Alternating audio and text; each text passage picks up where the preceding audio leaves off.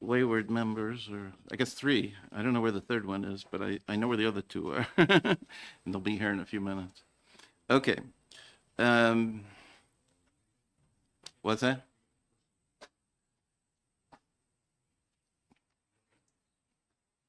This. Oh.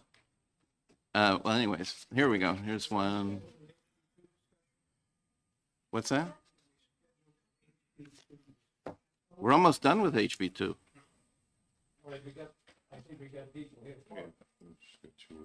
Yeah, if you're talking about group 2 stuff? Yeah, we're doing that on Tuesday. They thought you were doing it today. I don't know why. I've always said Tuesday. Yeah. Because we have to know how much money we have so we can know how much we can put into that thing. And I won't know until Tuesday how much that is. He's got all these people, we give them a definite time and the date. All right. So whatever end of the day Tuesday is, you want to call it 3 o'clock? Yeah. 3 o'clock on Tuesday. Yeah, it could very well go later, but yeah, that's, yeah. All right. Okay, so shall we get started? I guess I'm tired of seeing Mr. Bucky here all the time. Maybe we should just approve his budget and move on.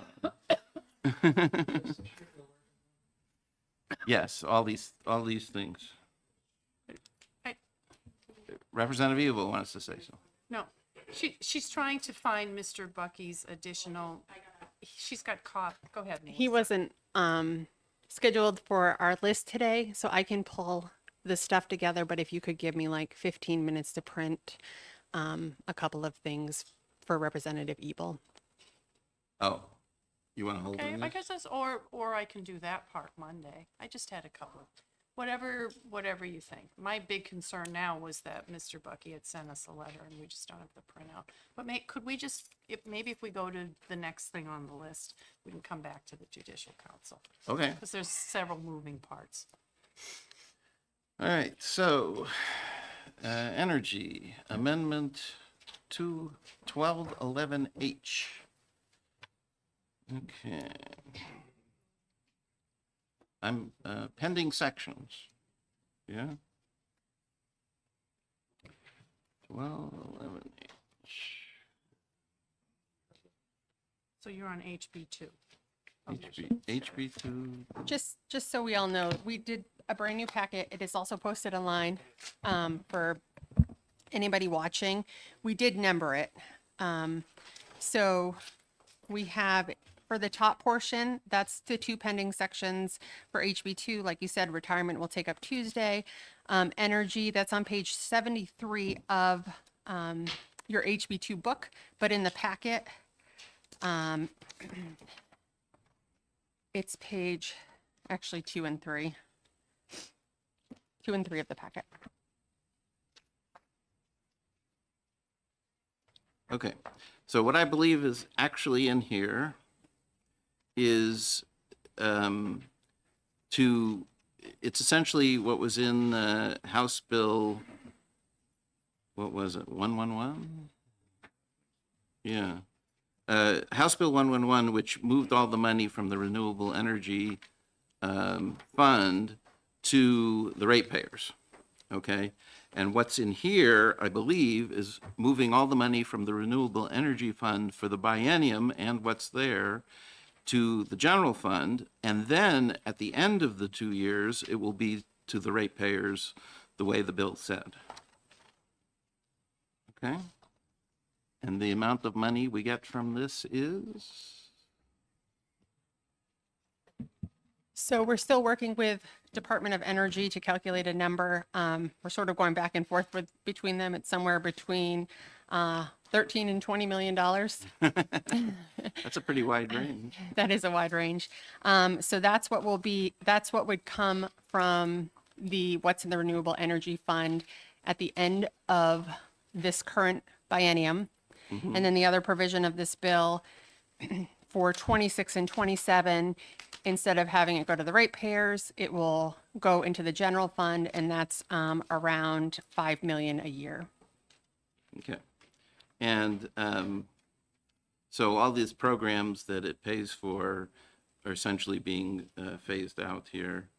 I think there may be still some committed funds probably that's Yes. probably what you're arguing. That's what we're trying to figure Yeah, out. right. Yep, the remaining Okay. balance. All right. You don't change the name of that fund? No. Representative Rung. Didn't that bill, I don't believe that bill that passed, where all the money went to the ratepayers, didn't it go to other funds as well? No. I don't think so. Melissa. Thought it went to like, Walmart to put in, lights, energy saving. Well, that's the kind of thing the fund had been used for, plus solar panels, plus pellet boilers, plus, all kinds of things. But, yeah. So there's a language change a little bit from what was in that energy bill. So if you look on page 2, the language that is on page 2 in bold, that is from the energy bill that the House passed.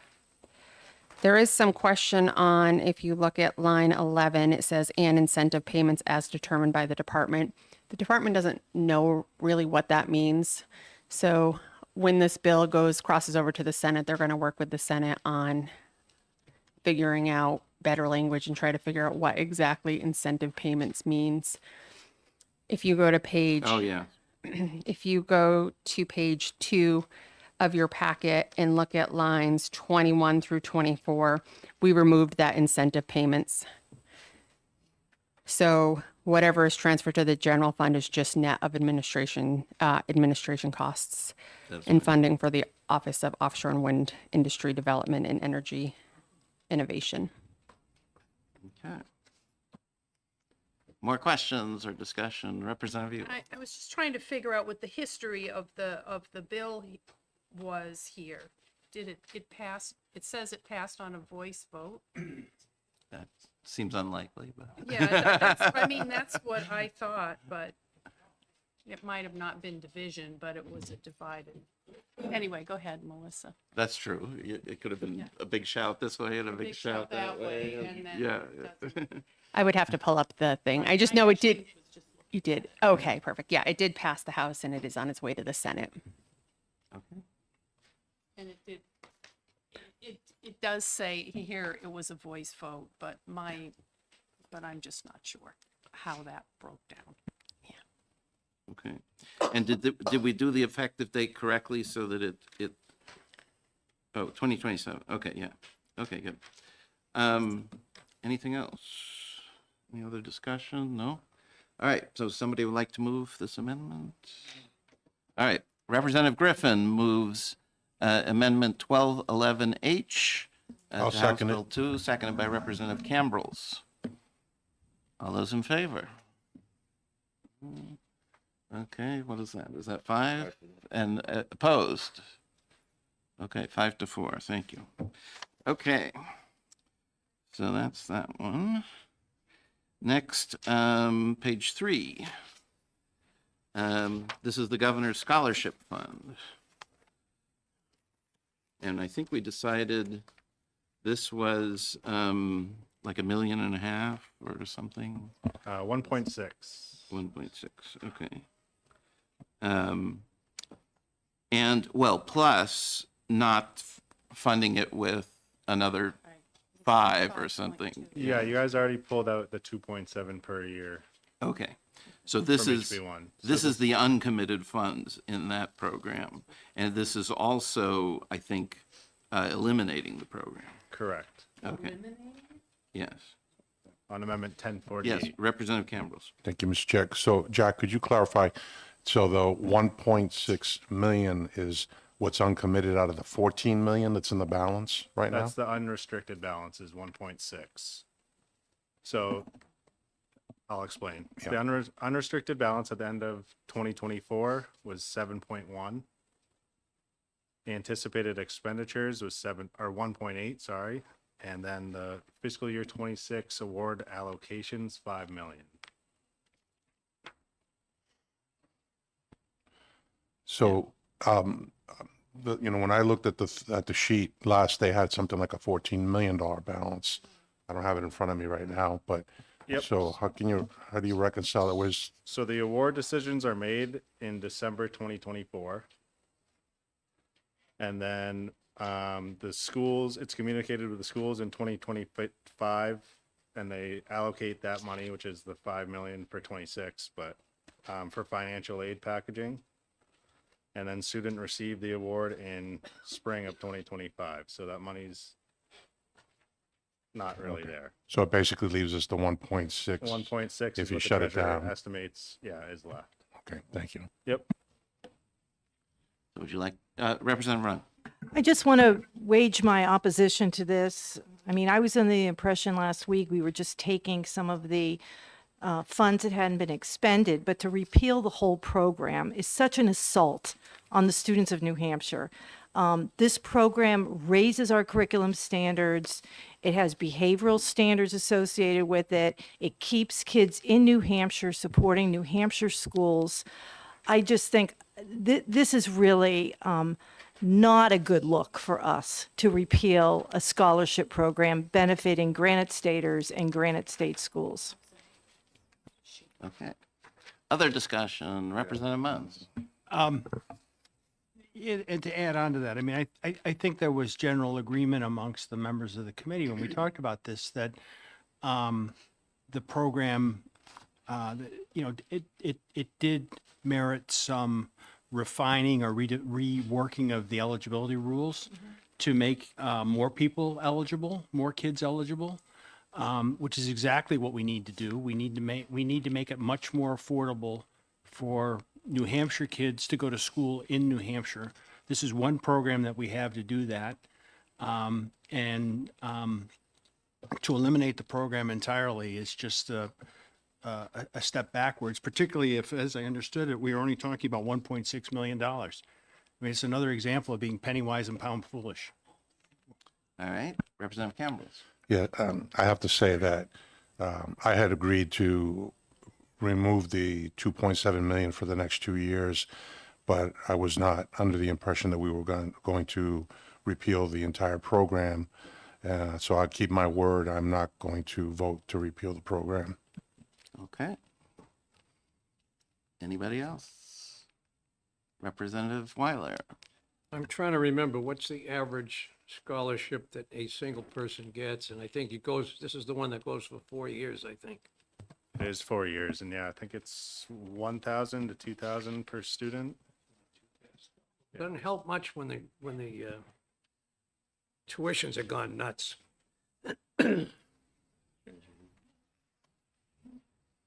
Yes. Representative Munns and then Representative Ryan. No, I agree with you, Representative Weiler. I mean, $1,000, $2,000, when tuitions are in the $30,000, $40,000, it's crazy. But that's all the more reason why, rather than throwing this program out, let's rework it and maybe make it so that we can award higher scholarships. Representative Rung. Thank you. A couple things. One, I believe that the scholarship portion of this program was needs-based. These students also get other scholarships, so it's not as though it's just taking $1,000 or $2,000 off of that total bill. And I'll tell you, Representative Weiler, with all due respect, some of the families that are sending kids to college, $1,000 or $2,000 is a lot of money for them. Okay. So let's have a new rule here among Republicans that if you want to stop us from saving X, I need from you some X worth of savings from other places in the budget. Okay? That's my request. All right. All right. So I will move Amendment 1048. Any seconds? Seconded by Representative Sweeney. Any further discussion? Okay. All those in favor? Okay. It looks like 4 and opposed 5. All right. We'll go on to number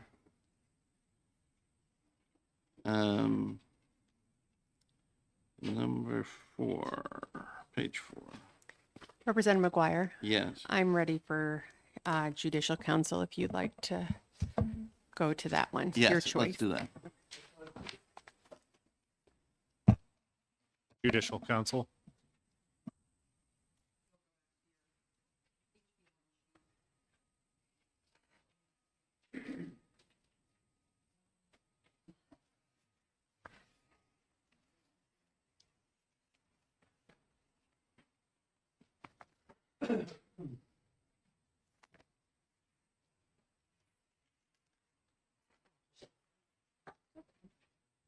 Crazy times.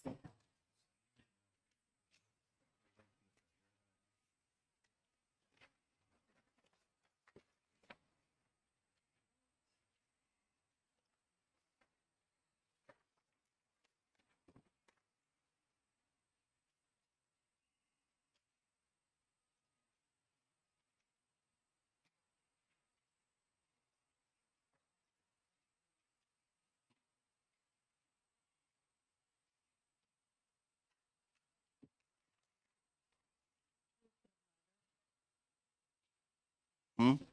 Is this the letter you want? Babbling to myself. Okay. So what is this? HB1 amendment. Mr. Chairman, I can explain. You may recall that we had talked at an earlier point about this program that the Judicial Council was involved with Franklin Pierce, in which they were able to provide some money. At that point, it was through ARPA to have a clinic that cleared 323 cases in 9 months, and they thought it was very beneficial. And so what this amendment is, it's an HB1 amendment to add $100,000 specifically to run that program, which I think, I would like to see the Judicial Council funding be more. And so I'm not foreclosing that discussion at all. I just want to get out, I wanted to provide this to the committee.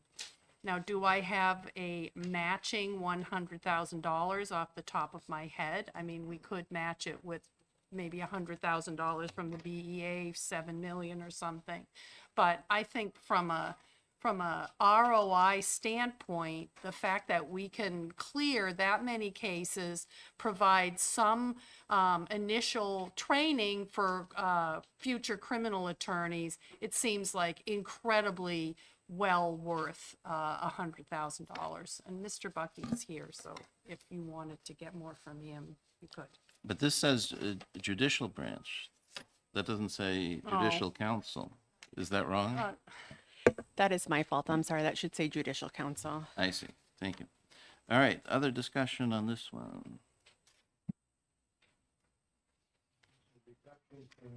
This is an increase in the budget of $100,000. It's only, so, I don't know, Mr. Chair, Mr. Chair, if you were here when we were talking about this, but I had the opportunity to read about this program and a bar distribution. And it was, this money was originally ARPA money, and they used it to fund a criminal justice clinic at Franklin Pierce, and they worked with the Judicial Council. And, we know that they have a huge backlog of cases, and by using lawyers in training, they were able to clear 323 cases in 9 months, which is really, I thought, an incredible return on investment. I myself, when I was in law school, I was in a clinic, and it was really beneficial, I think, to the clients that we had, because things moved a lot faster. It saved money, and then it also provided some legal training.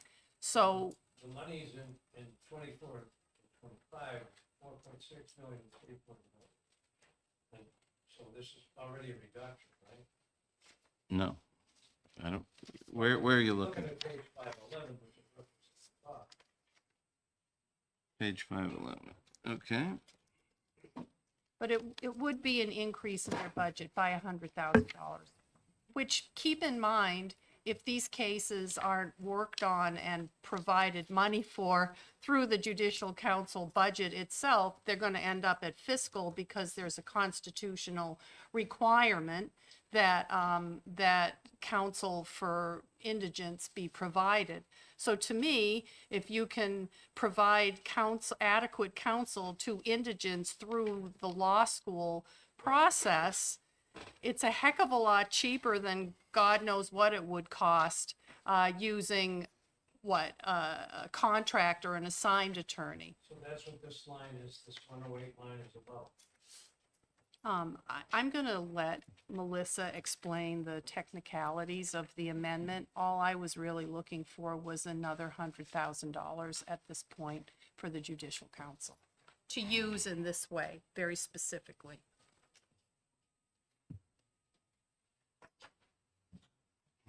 So what is on your HB1 amendment, the House introduced, that is on page 511, towards the bottom. It's in class 108 for provider payments legal service. So the amendment is just increasing of that class line by 100,000. It is, if you look at it compared to prior years, what the governor did approved is a reduced amount. It looks like actual expenses in 24 was 4.7 million. Adjusted authorized for 2025 is 3 million. And then in 26 and 27, it is 2 million a year. Was that because it was ARPA funds in those years? We don't know. For 24 and 25, Yeah. I don't believe so. No, I don't, It's general funds. yeah, it wasn't. The only thing here, the ARPA funds was for this clinical program, which, I mean, Mr. Bucky could speak for himself, but I've talked to him about this several times. He said it was an incredibly useful program. They could help clear their backlog of cases in a very inexpensive way. And it also provided training for attorneys who could then go on and do more criminal work, which, you know, there's a lot of attorneys out there that don't have the background. So in many ways, it increased the pool of attorneys available to assist him. But again, if you compare the cost of like a law student working on a case versus a full-blown case going through the courts or through the settlement process, $100,000 is a very small amount. And believe me, they're going to end up, many cases, coming to fiscal for the money anyway because they have a constitutional right. So it's just $100,000. So the way you're describing this, they could spend 1980 on all the other stuff in this line and 100 on this and come out ahead compared to 2,080,000 on just the other stuff, right? I mean, we could put a footnote in HB1. That is true, Mr. Chair, and ask them to use it in this way. But it's considering that they are asking already for another probably 10 million than what they got. I thought $100,000 was a nominal request. And I really, I hoped to persuade the committee of the fiscal sense of doing this. Sure. Anybody else like to talk about this? No? Okay. So Representative Evil moves this amendment to County Unit 1097 in House Bill 1 for $100,000 to Class 108. Do we have a second? Second by Representative Munns. All right. Any further discussion, Representative Munns? Before we vote on this, can we get a sense as to whether there are going to be any other proposed changes to the Judicial Council? I don't have any. Does anyone else? Representative McGuire. Yes, I do have some. Uh, Not that I know of. You but- do not have some. We Okay. do, if in, amongst all your paperwork, there is an agency request document. You guys had seen this when we did DES, just for a reminder of what the document looks like. And within that, we do have listed the Judicial Council's requests, additional funding requests, and we do need to look at those and vote on those. So to Representative Munn's question, there isn't official requests from the members of Division One, but there are agency requests that we do need to take Yes. action on. Yeah, they've requested an extra, looks like 22, 23 million per year. On top of, Is that, he's making faces there. I think it's less than that. well, it says extra, here. Additional, new, sign council. So if you look at the first two lines, those are the same class lines. They're just two separate requests. If you remember when Mr. Bucky came and spoke, and within his presentation, the first one for the additional public defender program request was the full ask of what they were looking to receive, which was the additional 10 million. But, Oh, I see. But the So I second can't add the second one into the Right, first and one. the second because one the is- second one is, is what they believe the Is in the governor same meant makeup. to put into the budget, which is an additional 1.8 million for 26 and 27. And I believe that's what his letter is referencing. okay. Okay, so I will add it in a different way then. We'll call it 17 million a year. Is that right? So, oh, it's different in the first year and the second year. Sorry. 17 million a year in the first year and looks like 21 and a half in the second year, maybe, something like that. Representative Griffin. I think we got a motion on the floor. And, Right, but one of the questions was, yeah. what I'd else like is to- going on with I'd the like to talk to that motion. Yes, please. We've been running now a half an hour into the session, and we made one step forward and two backward. And we gotta get to our goal. And I thought the chair's idea of designating the 100,000 and saving a little money as part of the 2,080,000, designating 100,000 use of that for the idea suggested, made a lot of sense. And then we're not going backwards, we're going forward and we're saving a little money. All right. Anybody else? All right, Mr. Bucky.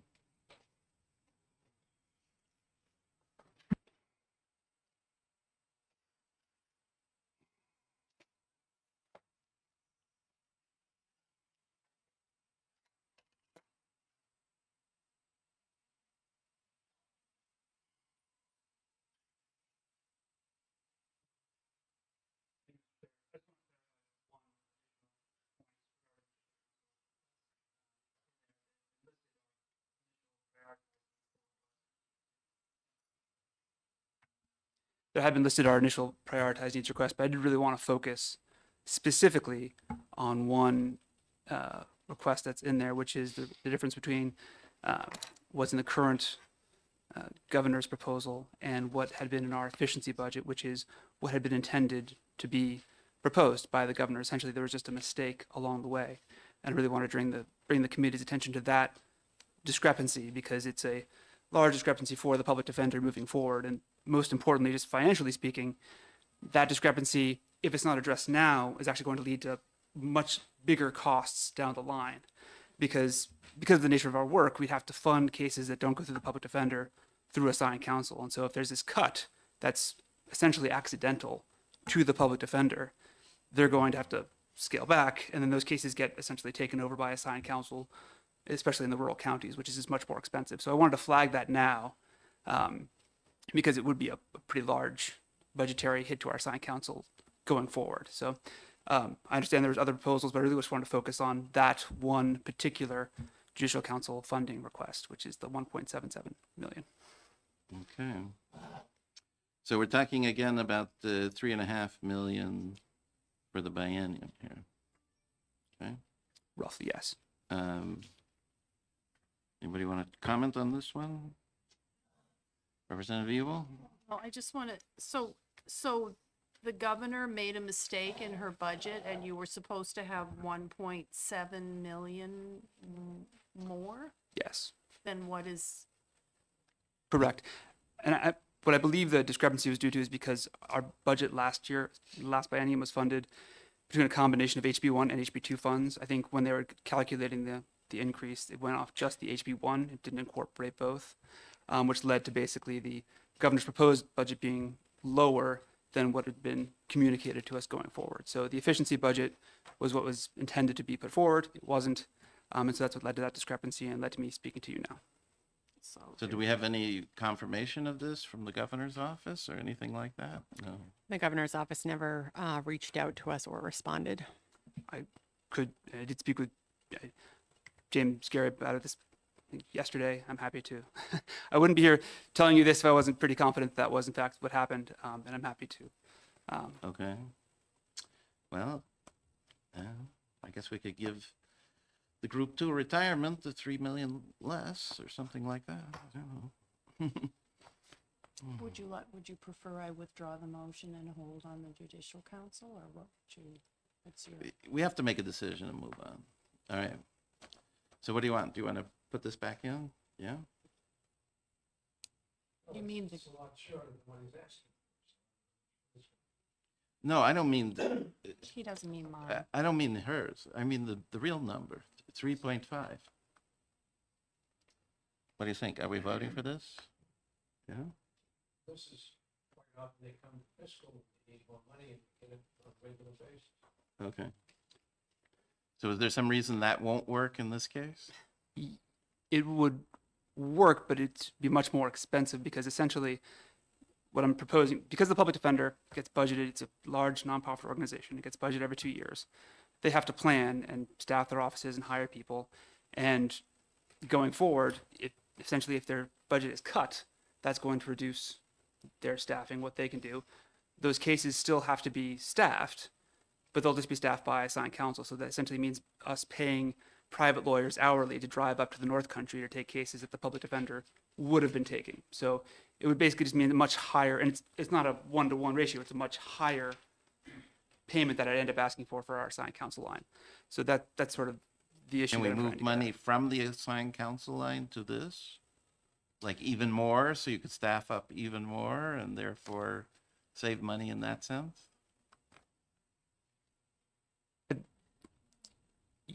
Yes, certainly you could, but then I would almost certainly I'd be coming back to ask for money on assigned counsel in that event. So from a purely pragmatic point of view, yes, that'd be my preference, because then at least the public defender would have a predictable budget, they can staff their offices, and it will reduce assigned counsel spending down the line.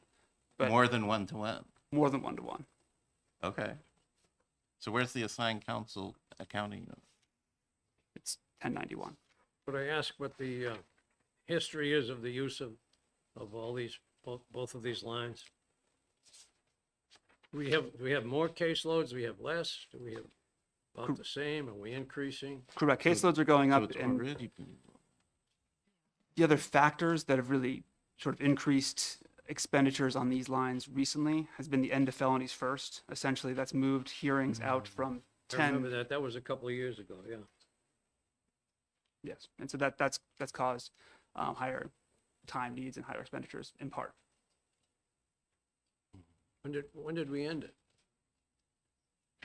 It was last year. I think it was January 1st, 2024. I guess the county attorneys complained about it because it was added to their workload. By nature, it does, because every case now that's a felony has more hearings across 2 different courts, and it also just adds to scheduling difficulties as well, because there's Representative Munns. I mean, if you look at the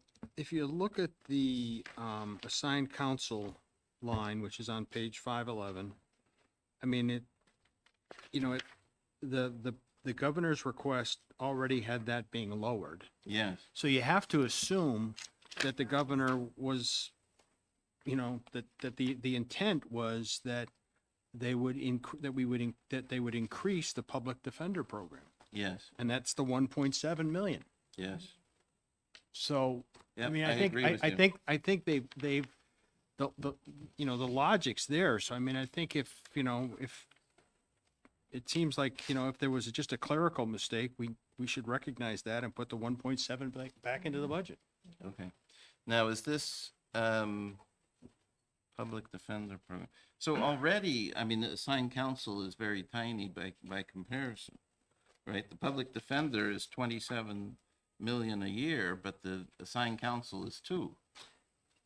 And that's by design. I think budgetarily, our aim is to use assigned counsel as rarely as possible because it is more expensive. Very expensive. So the more, is it fair to say the more that you have in the public defender line, the less you should have to have in the assigned counsel line, because it presents the cheaper way of you and more preferred way of you going forward? Correct, exactly. Yeah, that's what's going on there. Yeah, but it looks like it's already been done to the maximum possible, right? I mean, they made one less than a tenth of the other. And presumably that you have to have assigned counsel in some cases, right? So, In some cases, we do. Yes. I don't know. I guess it's really a conundrum, because there is a constitutional right to an attorney. So whether we put that money in now, it could come back and be much more expensive later. Mm-hmm. Yeah. Where's the total here? Yeah. Yeah, and it's a significant decrease from what they actually spent in 2004. We don't have any real reason to believe they can spend any less this year, right? Surely not. All right, I'll lay off another, I don't know how many people somewhere else. All right, so let's move to accept this particular request of 1.77 million in fiscal year 2026. Mr. Chair? Yes. Not to play parliamentarian. Yeah, right. So We already have a motion on the floor. I'll She withdraw the withdrew. motion for the $100,000, but I really would love to have a footnote in HB1 that asks them to use the certain amount of money to establish the clinical program with. Okay. And I had discussed this. This is all right with you? Absolutely. I think I'm happy to get into more detail. I think the All right. Right, so it's just a footnote. Yes. And according to Melissa, we don't necessarily need an amendment. Is All that right. right, Melissa? Yeah, we can vote on Okay. just us knowing that we'll add the footnote in. Okay. Yeah, so we can do it all at once. We can do it all at once, and we'll add 1.792796 million to the budget in fiscal year 2027, and we'll add the footnote, and we'll otherwise approve the Judicial Council's budget as is. All right? Everybody agree with that? Seconded by Representative Evil. All right? Know what we're voting on? If you look at this piece of paper, which is the Judicial Council requests, the line number 2, which he says is the inadvertent line, is 1.7, 1.7, and it goes into the accounting unit on page, I believe he said it was 1901, is that right? No, No, 1904. 1094. 1094. That's the public defender's 1094. Yes. 1094 on page 513, which is currently 27030. Okay, so this will make it greater than what was spent in 2024. Yes? No? No. Oh, Mr. Chair, I did some quick math. If you add the expenditures for the public defender program in 24 to the assigned council expenditures in 24, that's about 32.5 million. Oh, If you, I didn't say the overall Judicial Council budget was as high as 2024. I said that this accounting unit. yes. Anyways. Yes. Okay, are we happy with that? Yes. All right. So everybody know what we're voting on? We're voting on the Judicial Council's budget with an additional roughly $3.5 million And the footnote. and a footnote. Okay? Mr. Chairman, you Yes. just read off 27. You also intend to do it in 26, right? I said both. I was interrupted in between making my motion. Okay. Just want to make sure. Yes, fiscal year, we're making a change both to fiscal year 26 and fiscal year 27. All right, are we ready? All those in favor? Okay, unanimous, very good. All right, you're all done. All right, we just went backwards. We just went backwards. All right, next. All right, now we have Amendment 1161. So this is the same thing we just voted down, but it does not end the program. It takes the 1.6 million, right, from the Governor's Scholarship Fund, but the program continues, correct? Is that right, Jack? Correct. And the treasurer assured me that even though it was zeroed out for FY 26 and 27, the program still would stay alive. Yes. Okay. Anybody like to move this? I'll make a motion to accept. Okay, second. Seconded by, all right, so Representative Cambrels moves Amendment 1161, seconded by Representative Sweeney. Any further discussion? No? All those in favor? 5 and opposed, 6 to 3. Thank you very much. All right, next one. Now we have Amendment 1159. So, Mr. Chair, Oh, yes. so the DES boat fee, DES dam fee, DES hazard waste generation fee, generator fee, automotive fee, hazardous fee, and hazard waste fee. Those are all the fees that we discussed and approved when DES was here. This is just the actual language put in into the statute to make that effective. So we don't have to vote. So we can vote on the amendments as a whole because we actually have the amendment in front of us. Where Okay. before it was like a temporary vote. All right. So what am I looking at with this thing? House Bill 1. We're not ready for that yet? Okay. Yep. So All right. So we're going to vote now on the items on page 5, 6, 7, 8, 9, and 10. These are all the DES fee increases. Not page 5. Well, the boat fee, you know? yes, I'm sorry. The pages Oh, the the page numbers pages are wrong? off by The- one Oh, number. no. Okay. All right, so So- it's from 6 through 11? 11. Is that what it is? So I have to add one to all these pages? Yes, I Okay. apologize for that. Okay. All right, so I guess I'll move. I'll move that we accept pages 6 through 11, all the 6 different DES fee increases. I'll second the motion. Okay. So Representative Evil, No, I was getting ready. he's to getting vote. ready to vote. Okay. He's getting over Yes, anxious. Representative Sweeney. Thank you, Mr. Just clarification, this does not include the new solid waste fee. That's right. These are all the minor here, there, and everywhere Thank you. increases. Yes? Right, the solid waste thing is a separate thing. Yes, okay. All right, all those in favor? Yeah, looks unanimous. Okay, good. All right, now we have agriculture. Going ahead. Oh, okay.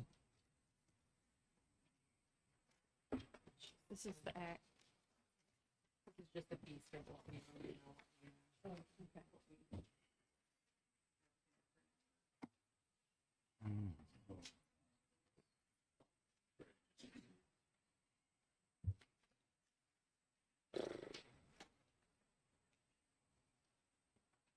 I'm glad you guys can keep this tape. Okay. Okay. That's the ag stuff. Yeah, so it looks like this one that we were just handed, Amendment 1246H, was only one of these. Huh? Oh, I see. Okay, so what's in our packet now is 3 fees, what's called number 1, number 2, number 3. That's the amendments 1205, 1210, and 1238, plus this new one, which is 1246. So we're on page 12. Okay, so the first one was the the pesticide applicators, I guess, is that what it was? Yeah, the pesticide applicators was the first one.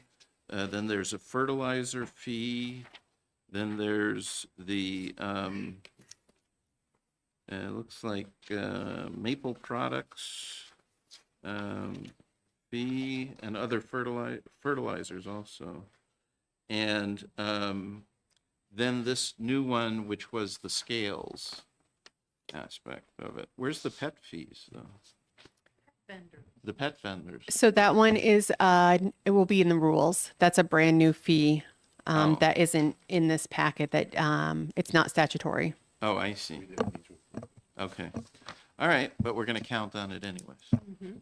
Yes. Yes.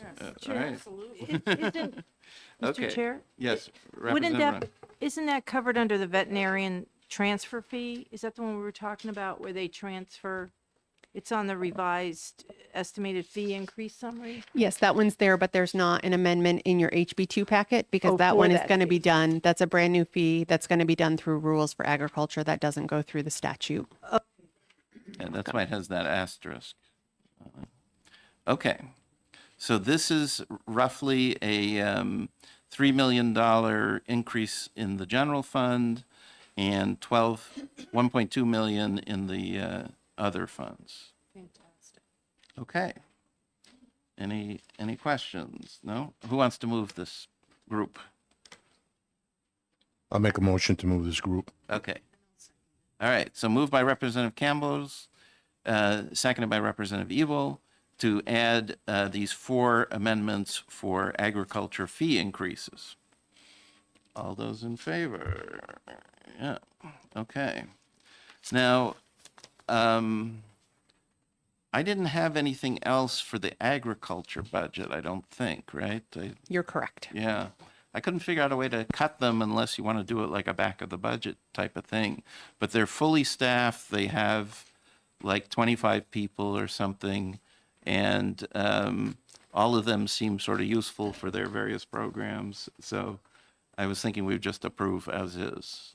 What do you think? Does that seem reasonable? Yeah? Okay. All right. So I guess I'll move that we accept the agriculture budget in House Bill 1. I'll second it. Okay. Any questions? No? All those in favor? All right, looks unanimous. Good. Okay, so that's agriculture. Okay, now, what's next? Hampton Commission. Oh, nope. So we have a new one. One right Oh, about that. Judicial Branch. Yes, Sorry, page 17. page 17.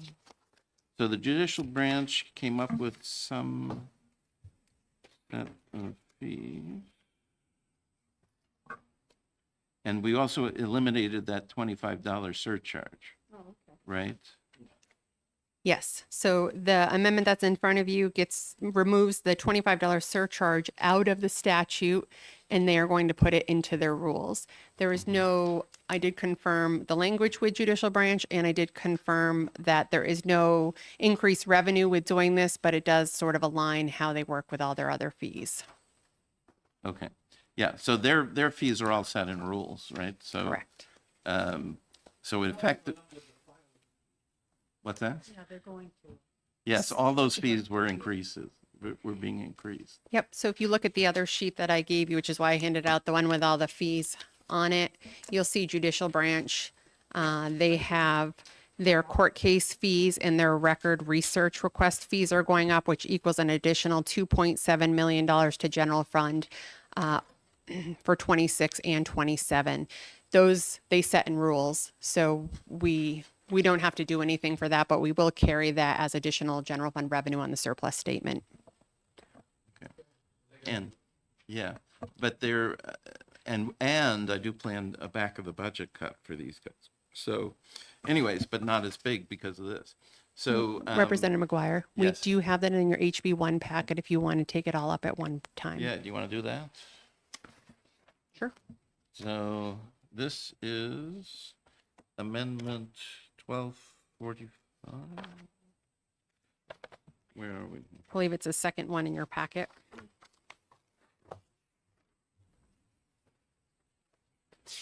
Okay. Okay, so,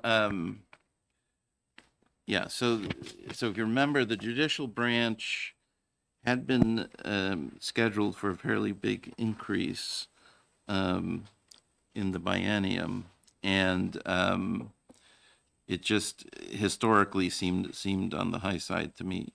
So, this would be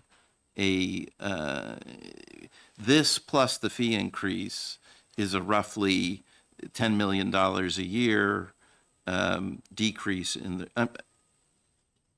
no, let me think about this. Would it be 5 over the biennium with the fee increase? Yeah, so this is replacing, it's hard to compare because the governor, there's a certain number in House Bill 1, there's a certain number the governor put as a back of the budget cut. This is a bigger back of the budget cut, right? So compared to what, at the end of the day, they thought from the governor, this is, I believe, roughly another 10 million they would have to cut over the biennium, but half of it is coming from the fee increases. Is that roughly so correct? Yeah. That's pretty close. So the governor's back of the budget, ignore everything that we've done. If we go back to day one when we got the budget, the governor's back of the budget cut the judicial branch's budget by $6 million over the biennium. Representative McGuire wanted to do a $10 million cut. So the total of those two would have been 16 million over the biennium. For the fees, when I use the exact numbers, it's about $5.5 million for fees. So when you take that 16 minus the 5.5, that gets you to a $10.5 million back of the budget cut. So think of it as a 4.5% sort of thing per year, something like that. Okay? All right. Current budget or From the governor's budget. governor's, Right, which was considerably higher to start with than, governor already cut? yes and no. No, she, compared to fiscal year 25, they came in with a big increase, right? She cut them back of the budget. So what's in House Bill 1, why don't we find the page? What is, let's look at it. Judicial branch. Page 164. 179. Or 179 is the last page, yeah.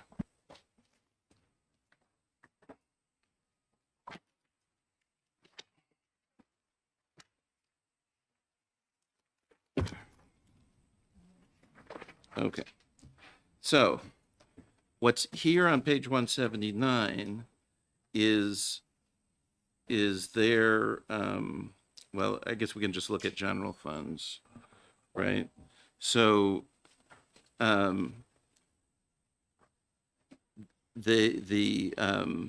what they actually spent in 2024 was 105, right?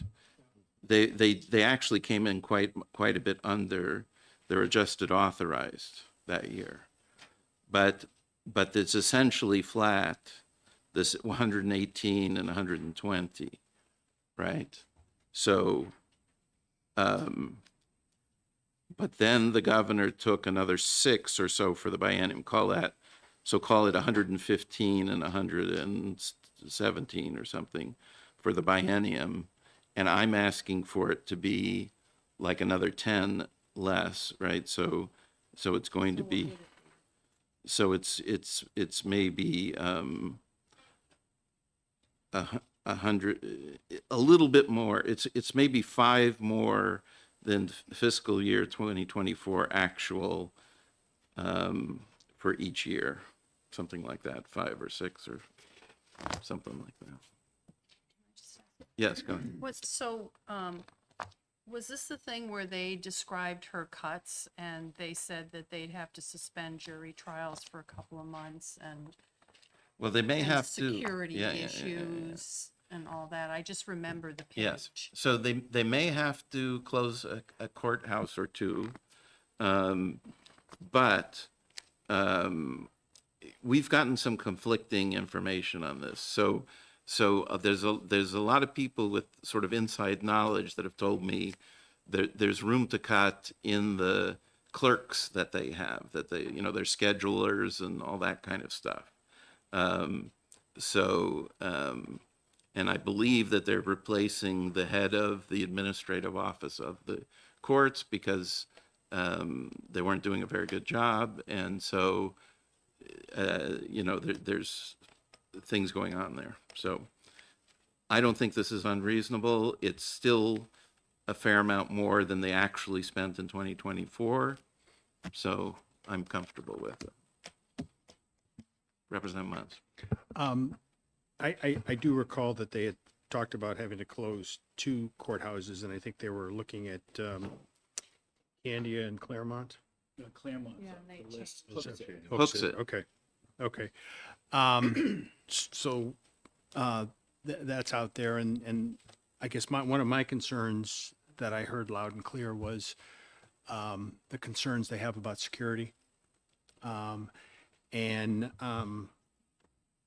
You know, I think to cut their budget even further is going to make it very difficult for them to address those security concerns. And it just takes one incident, and we'll be spending that money and more to address it.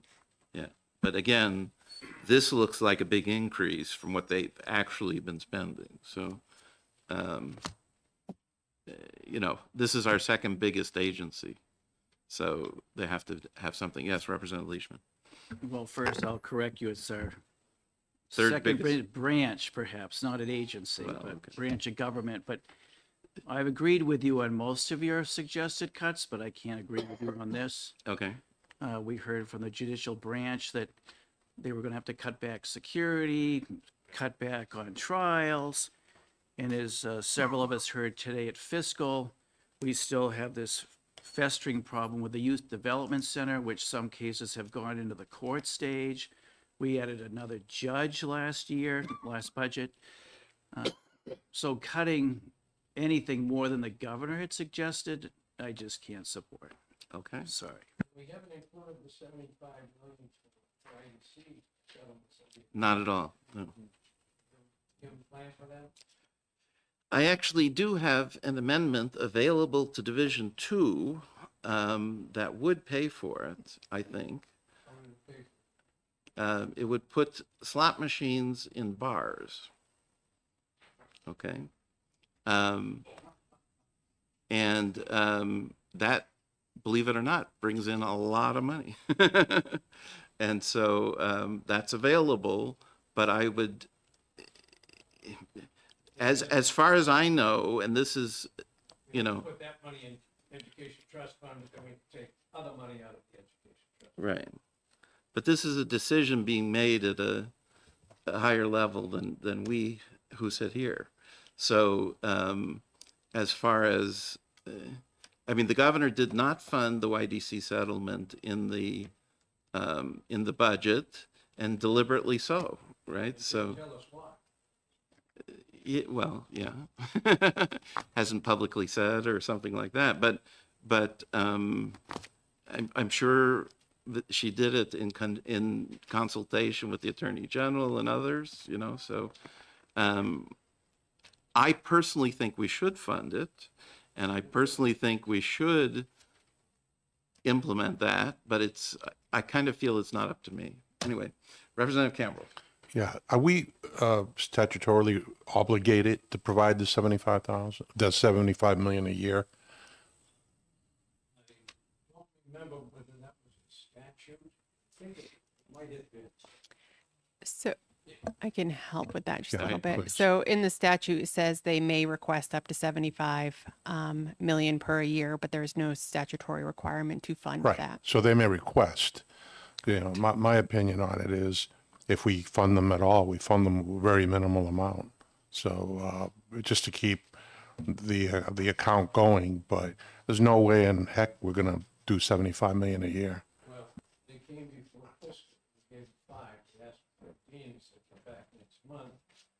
Claiming they've got all these things on in the scheme of things, kind of so, you know, they sent out an offer, waiting Yeah. for people to accept it. Some of those would exceed it. I think that they might. In my opinion, if they make settlements, there's no reason why they can't delay payments on settlements and pay interest. And in other words, it's like a future payment, and the recipients will just have to agree to that, or else they get nothing. You know. Yeah, but on the other hand, if you're going to delay something, there should be, it has a schedule and you should be paying every year, right? You can't say, well, Correct. the first year I'm not paying. You know, so- Why not? Why not delay? Why can't it just be a delayed payment for 2 years from now, and with interest given starting 2 years from now? Why not? But this is the thing we argued about the other day, right? Borrowing on top of borrowing, right? So anyways, let's not get into that one again. Let's go back to the judicial budget. Yes, go ahead, Yeah. Representative. Thank you, Mr. Chair, and I concur with my colleagues who recall the comments of the Attorney General regarding the, the outfall of any cuts, particularly cuts to 3-month cuts to jury trials, closure of a couple courthouses. And I appreciate this other information you brought about the court clerk or some inefficiencies, but with all due respect, those were probably very informal, casual conversations, and I would rather base my decision on what came from the Attorney General. I mean, the Chief Justice, I'm I sorry. understand. Well, Representative I Evil. don't think it really bears more discussion, but just in recalling what the judicial branch presented to us, which was, I thought, a formidable set of effects of the cut that even the governor made, I won't be able to vote in favor of additional cuts, especially also respecting their separate branch. So we'll just leave it at that. Okay. All right. Any further discussion? No? So did I move this or did? You did. Okay, and we got a second, I think, from Representative Campbell's. All right, so we're voting on Amendment 1245H. Now, did we vote on their fees, or we're doing it all at one big thing? We can do it all at once. Yeah, one big thing, all right. Plus their proposed fee increases, which was Amendment, well. That was just removing, yeah. Plus Amendment 1158, which is the taking away the $25 surcharge, and then we'll also approve the fee increases as well. Okay? Yes. Why wouldn't we do that as two different motions? Oh, because you want to vote differently. Right. I understand. Okay. All right, let's just vote on 1245H. That's the back of the budget cut. Okay, we happy with that? Yes. Okay, all those in favor? Okay, it looks like 6 and opposed. We got 3. Oh, sorry. Yeah. All right. So he wants to reconsider his motion. All right. So it's 5-4. Okay. Very good. Now, separately, we have the fees and the Amendment 1158. Right? So this is the one to take away the $25 surcharge, which is going to be folded into the fees, and then we have the fee increases. Okay? Yep. So I'll move that one. I'll second. Seconded by Representative Evil. All those in favor? Yeah, that one, we're all unanimous. Okay, good. Next, we've got, that's judicial branch. Oh, and yeah, and they're just back of the budget, so we're done with them, right? So Hampton Commission, page 17. Let's see that one. So, oh, sorry, so page 18. I keep forgetting to add one. All right, right. So if you recall, we had a House bill, which the number escapes me. Was it 503?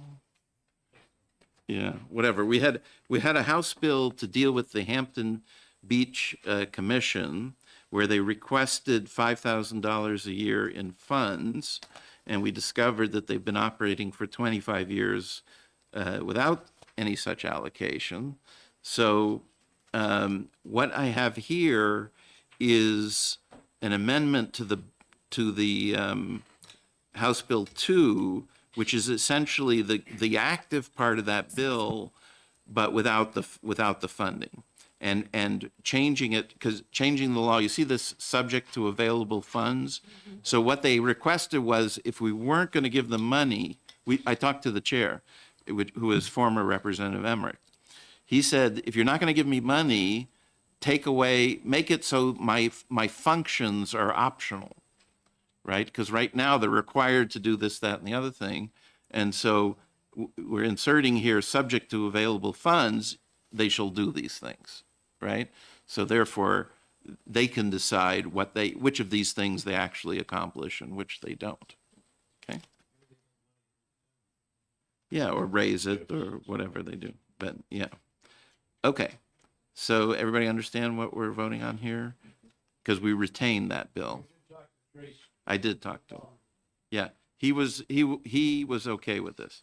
So I make a motion to accept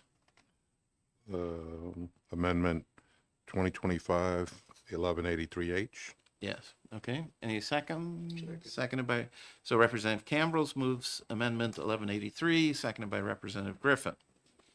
All those in favor? Oh, you want to speak? Representative Mutz? I kind of have to speak. To Okay. it. Since this- It's Hampton. That was your bill? Yeah, it was my bill, and you know, with all due respect to Representative Emmerich, I mean, you know, this is a state agency that was established by the legislature that has, up to this point, you know, tried to do what it's required to do or would like to do with, you know, virtually no funds, relying on volunteers and small donations. We're getting to a point, we've hit kind of a milestone in Hampton, in that after many years, we finally have our master plan finalized. And one of the things that I think this commission was planning to do was do much more outreach to try to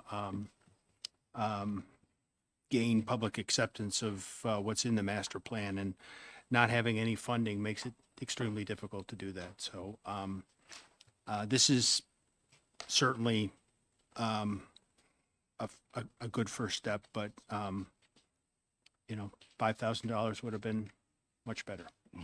So Okay. Any more discussion? All those in favor? Okay, looks like 8-1. Very good. Okay. No, 1 against, right. Okay, so next we have, ooh. Back here. Yeah, page 19.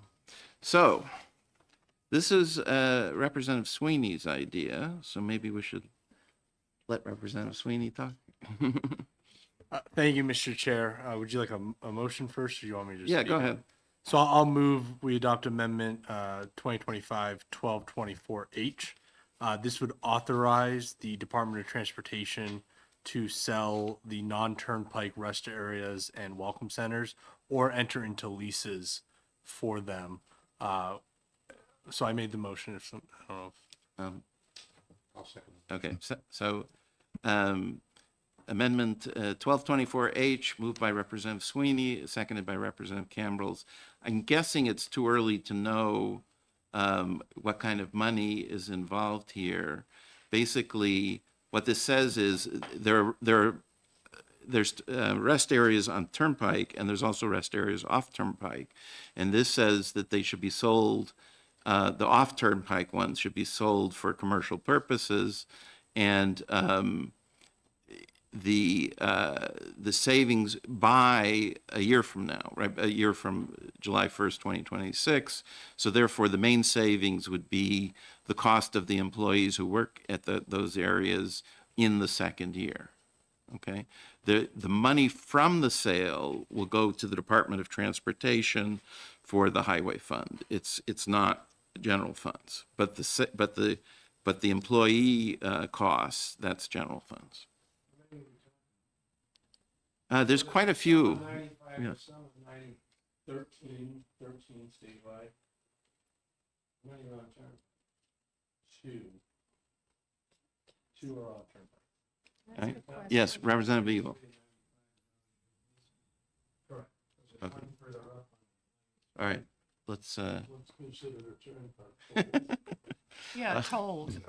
So, all right, Representative Evil. so I had a question for Representative Sweeney. Did you talk to DOT about this?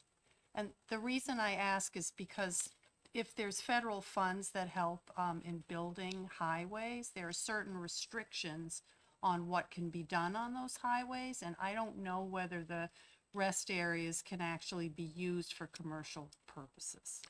So thank you for the question. So they may not be allowed to be used for commercial purposes that have access to the highway, but it's still land that can be connected into the towns in which the land is in. So for example, the Welcome Center in Salem might not be able to be an off-highway commercial center, but it is a large plot of land that could connect to town roads and infrastructure if the buyer was looking to develop such And enterprise. I'll add something to that, which is we discovered that there's already, see where it says here, consistent with 2009, 14484, that in 2009, we already passed something that said to DOT, feel free to sell these places. Okay? All this is doing is saying, do sell these places. See what I mean?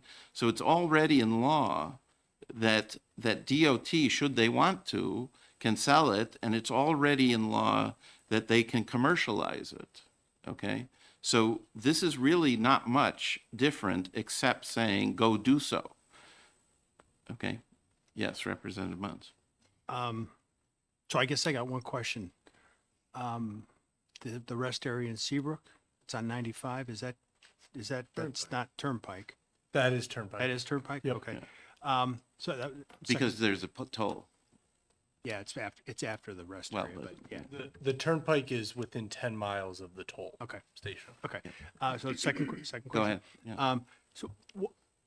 So this is saying the Department of Transportation shall sell it, no ifs, ands, or buts, Or lease. or lease. Yeah. But what if the town has, the towns have any issues? Does the town have any say in or any input into that process? No. I mean, But again, it's no different than what it's in law now. Representative Rung, and then Representative Beaver, and then Representative Wiley. Thank you, Mr. Chair.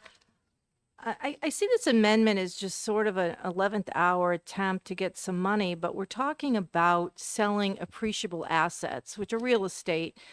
We don't have a list of what those are. We don't know the acreage. We don't have the assessed value. I mean, any sale of real estate involves a lot of analysis and fiscal study to see what the gains are going to be. And I just think it's very premature to do this. I would be happy to support a committee that would really look at this analysis, give us some lot information, but just to have, an 11th hour amendment, we'll sell all the non-turnpike rest areas, I think is not very thoughtful. Okay. Representative Evil. I didn't raise my hand. Oh, I but, thought no, well, maybe, who knows? My hand is up half the time. I'm a little troubled because this is a DOT issue and it's not in Division 2. But having spent a decade of my legislative life on public works, I'm not really uncomfortable with this idea. I would be much more comfortable with it if we could just put something in here that said to the extent allowable by federal law, and that way we wouldn't have a conflict with federal law. So Okay. if we could amend it in that way, I'd be willing to vote for the amendment. Okay, that sounds reasonable. Representative Weiler and then Representative Griffin. I'm trying to remember, a few years ago, we changed the employees that work there from DOT to some other agency. They're, right, they're in the natural and cultural That's resources. it, DNCR. Or they, no, they're No, in, no, no. they're in the BEA. BEA, They're in yeah. the BEA, And they're in BEA. general fund revenues. yeah. Okay, Representative Griffin? That's what I don't understand. We wouldn't even have this problem with the general fund if the employees were funded by the transportation fund where the proceeds of the rest area go. I don't understand why Yeah. we're funding them with the general fund. Well- Wouldn't it make more sense just to say they'll be funded where the money goes? Well, yes and no, because I have a feeling, number one, it's a tourist type activity, and that's BEA is where the travel and tourism is. And secondly, we've probably run into the issue that we haven't raised the gas tax in a very long time, and therefore extra strains on the highway fund are starting to cut, right? So this is a way of moving something away from the highway I fund. mean, Representative Ewan. I actually, again, because I was on Public Works so long, this was a huge wrangle between DOT and the BEA because it was viewed as much more of a tourist function than it was, you know, a DOT. DOT just ended up owning these things just over time, but DOT never really felt it was exactly their role to run the things. So they were able, after several years, to work out an MOU, which ended up having the BEA run them, and probably in a slightly more enthusiastic way. So they looked a little better than they did when DOT had Okay. them. Okay. Chairman. Yes, Representative Sweeney. Thank you. I want to say I have no objection to Representative Evil's amendment suggestion regarding federal law. I will also say I do feel is that this is probably more part of a package in which we we tell the DOT to sell the lands, and then we also recognize the general fund savings from the operating costs. Yes. And so maybe if we can work on the language with Representative Evil's suggestion. And then So I believe just passing this amendment will cause our surplus statement to take away the cost of these in the second year. Yep. Right. Perfect. Yeah. Melissa? I'm going to check with Mike Kane just on that purpose because Okay. I didn't prepare the HB1 amendment on it because what if they don't sell or what if they don't lease? So we don't typically adjust dollars based on what if scenarios. It's normally what's happening. So if you repeal something, you will definitely pick up that savings. But I'm just was a little bit hesitant on here because what if it doesn't sell or what if it doesn't get leased? Is the intention that it would still operate or not still operate? Would it? If you want, I could remove all those positions as of July 1st, 2026, right? I mean, You'd be losing me then. Don't allow people to go to. yes, Representative Roan. And looking at that these have to be sold or leased by July 1st, 2026, you know, that's a really tight timeline if the intent is to sell to municipalities, because they would probably, some of them may have to have something on their warrant in March. There would have to be, you know, a lot of, I would say, surveying, a lot of work. I think it would take probably a year to do all that work for a sale. And that may come after towns already meet. I guess they could have a special meeting to approve the purchase. Now, this is but- about commercialization. Yeah. Representative Sweeney. Thank you. Well, it's- So my intent's not to sell these to municipalities. They Oh, I would thought just that's sell what you them said. to any developer that would be looking to be Restaurant. interested. Yeah. Okay. Representative Evil. I mean, just thinking about this practically, if they can't find somebody to buy them for what they think the appropriate value is, are we still going to want them to sell them by July 1st? Yeah, because again, To offload them? exactly, I mean, because there's a considerable expense for running these things, right? And there's no, in some cases, there's corresponding revenue, like the ones on the turnpikes, right, that have commercial activity. But for most of them, there isn't. Yeah. Representative Wyland, then Representative Campbell's. They had I think the one on 89, they had a contract with Society for the Blind to provide for the vending machines. And I think there's another one, the Society for the Blind has a contract to keep the vending machines supplied. And I don't know whether they give any money to the state or it's just a way for the state to provide jobs for the Society of the Blind. Yes, I remember that one. Representative Campbell's. Yes, thank you, Mr. Chair. So Representative Sweeney, is there a reason why we stopped the process July 1st? Is it because we can't go into the next biennium with that open-ended agreement? My goal was to have the Welcome Center operational costs off the books for the second year of the biennium. So So have you're trying to kind of force it so that everything gets sold. It should a particular, No, this is general funds, I No, but believe. is it I'm sorry, what I meant, is it a BEA budget? Yes. Page Employees? five, I can Yes. help if you would like. What's that? I can help with where Go it's ahead. at if you would like. So it's page 521, it's accounting unit 2175. So if this were to sell and we do book this and remove it, it would be in the second biennium, and that's $2.3 million of general funds for fiscal year 27. It's page 521. Yeah. There's 14 positions. I had a follow-up, Mr. Chair. Yes, that I didn't Representative get. Campbell's. Yeah.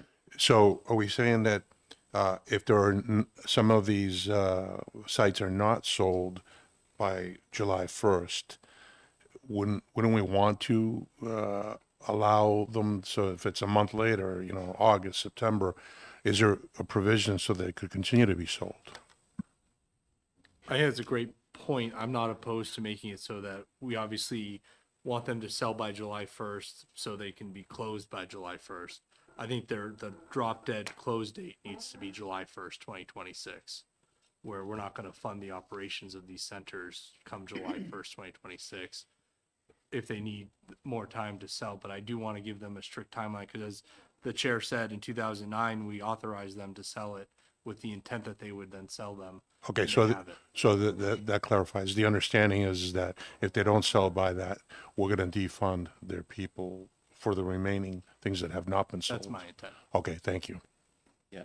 I mean, this is to save that 2.2 million that's on the bottom of page 521. All right, Representative Rung. See, I really see this as two different things. One, there's the operational costs, but then there's the value of the asset, of the real estate. So, I mean, it seems like we want to get rid of the real estate and the operations. I could see where if we need to cut costs, we need to shut the operations, but maintain ownership of the asset, because that's a capital asset, like real estate. So here I mean, I could see leasing, shall lease them.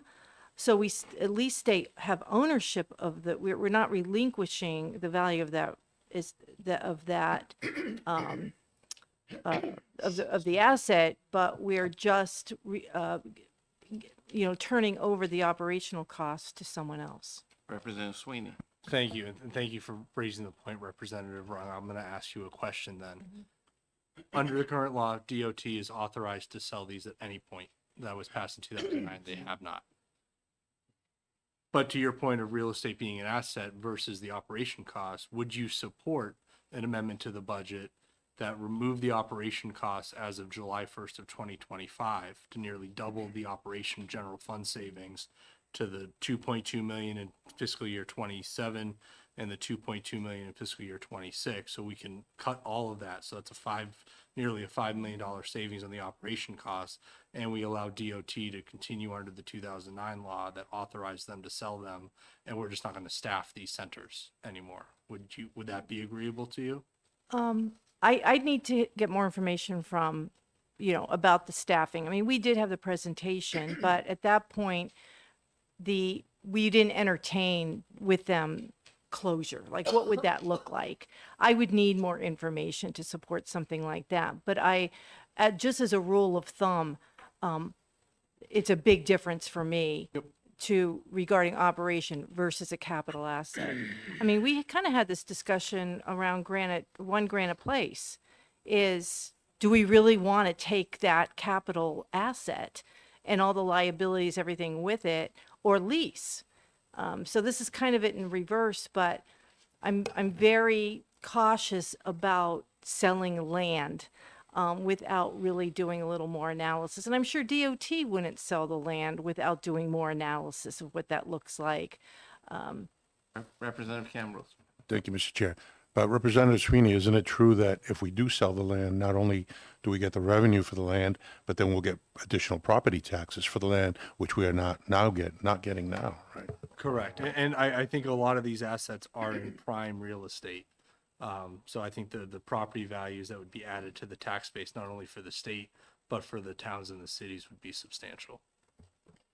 Representative I Eagle. was just gonna say, it does say sell or lease. Yep.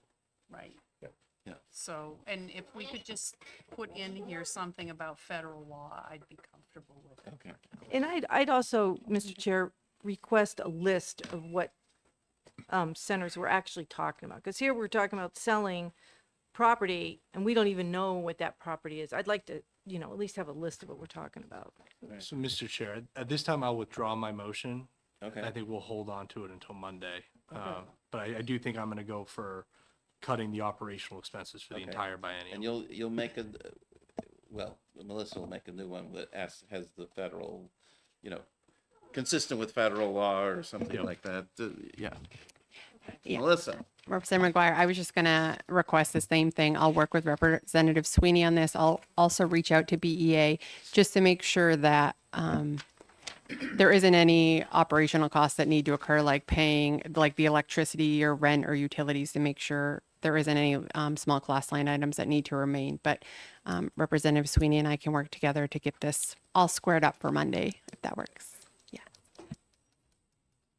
Now, this is a new one, page 20, Public Employee Labor Relations Board. Was that something? Representative McGuire. Yes. I can speak to that one. So this was a request, if you remember, when the PELRB came in and spoke. This was missed in HB2 by the governor's office. In the HB1, the accounting unit line, it already accounts for these payments. It's $10,000 a year to the board members. This was supposed to accompany that line item. So he had requested this to be put in to match what is in the budget. The $50 hadn't been updated in many, many of years. And like I said, the cost was $10,000. Okay. I'll just, I'll talk about what we're planning to, we didn't already do it, right? We didn't combine. We haven't done it. I sent Yeah. you an amendment today. So my plan was for these guys. So if you remember, this is a very small board. It has 3 employees, and I think it's 9 board members of like 3 different types. And whenever they do about 100 cases a year, but 90 of them are handled by the employees, and only the 10 most complicated cases get handled by the board members. And they pick like 1 lawyer and 1 labor person and one of these to discuss a case. Okay, so the board members that are discussing the case are the ones getting paid. The 3 that would be on some case would be getting this $250 a day. The total cost of all the board members is just $10,000, next to nothing. So my plan, and when we look at it in the book, it looks as though they had 4 employees. Turns out one of them is a vacant position. So my plan was to fill that vacant position, so they would now have a full 4, but give them extra work to do, which is the Personnel Appeals Board. Remember, that was the couple of ladies that were working in DAS and catching a secretary here and there, and so I give them that, and also the right to know ombudsman, because I want to pay the right to know ombudsman not as a full-time employee, but this way, where it's so much per case, right? Per diem, per case, yeah. And so I think those 4 employees are plenty to handle all 3 of those jobs, right? And I spoke to the executive director of it. They didn't raise any real objection, and so so that's my plan. So I'm happy with this amendment, and I guess we don't have the other amendment yet. We plan on discussing that Monday. We're just working out some finalized details. Okay. Yeah, there's a few moving pieces, but that's kind of the plan. And we would save a little bit of money, I believe, because the extra secretary they would get would be paid less than the right to know ombudsman is now. Plus, there's some money coming from the Personnel Appeals Board budget. So overall, there's a small savings involved. Okay. All right. So somebody want to move this amendment? Yeah. I'll move amendment 1204H. Okay. I'll second it. All right. Representative Evil moves amendment 1204, seconded by Representative Cambrils. All those in favor? Okay, looks unanimous. Good. Next.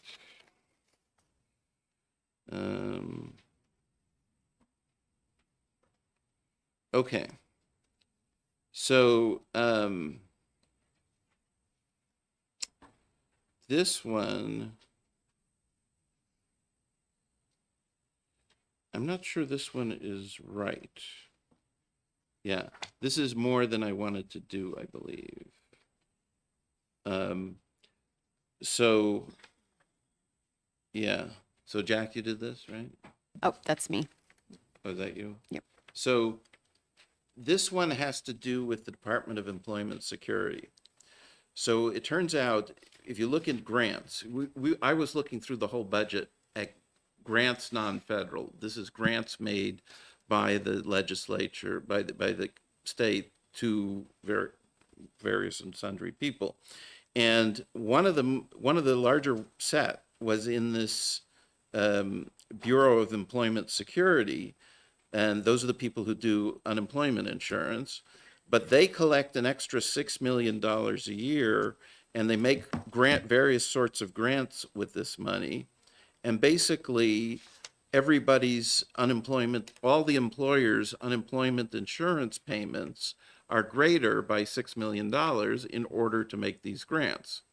And looking at the specifics of these grant programs is, there was one that stood out to me as not being cost effective. Plus, of the $6 million, the Department of Employment Security keeps 10% to run all these programs, right? So we're extracting $6 million from employers, which turns out to be 12% of their unemployment payments. So it's not an insignificant number, and the department keeps 10% for these programs and then gives out 5.2 million in grants. Okay, now so of the three programs, one of them is a straight training program. It's employers who do training of their employees can apply for a grant to this fund, and this fund will pay them back 50% of the cost of this training. And it turns out that something like 150 employers take advantage of this plan. So there's tens of thousands of employers out there all paying extra unemployment insurance to benefit those 150 or some small number of employers, right? And so who are already doing training, they're just getting paid back. So that particular one I'd like to eliminate, okay? But it's only going to be, I don't know what fraction of the 6 million it is, 2 million or something. There's two other programs. One of the other programs is straight money for community colleges because they run various training classes in the community colleges. So I thought that one was probably not, was okay, I guess. And because I guess, many people can take those classes, et cetera. We already give money to community colleges. So, and then the other one was specifically training for, I think it's disabled people, that kind of thing. So to help a disabled person learn how to do a particular job to get into that job. So it didn't seem very good one to cut, that particular one. So I only wanted to do one of the three. So this looks like, to me, it cuts all three.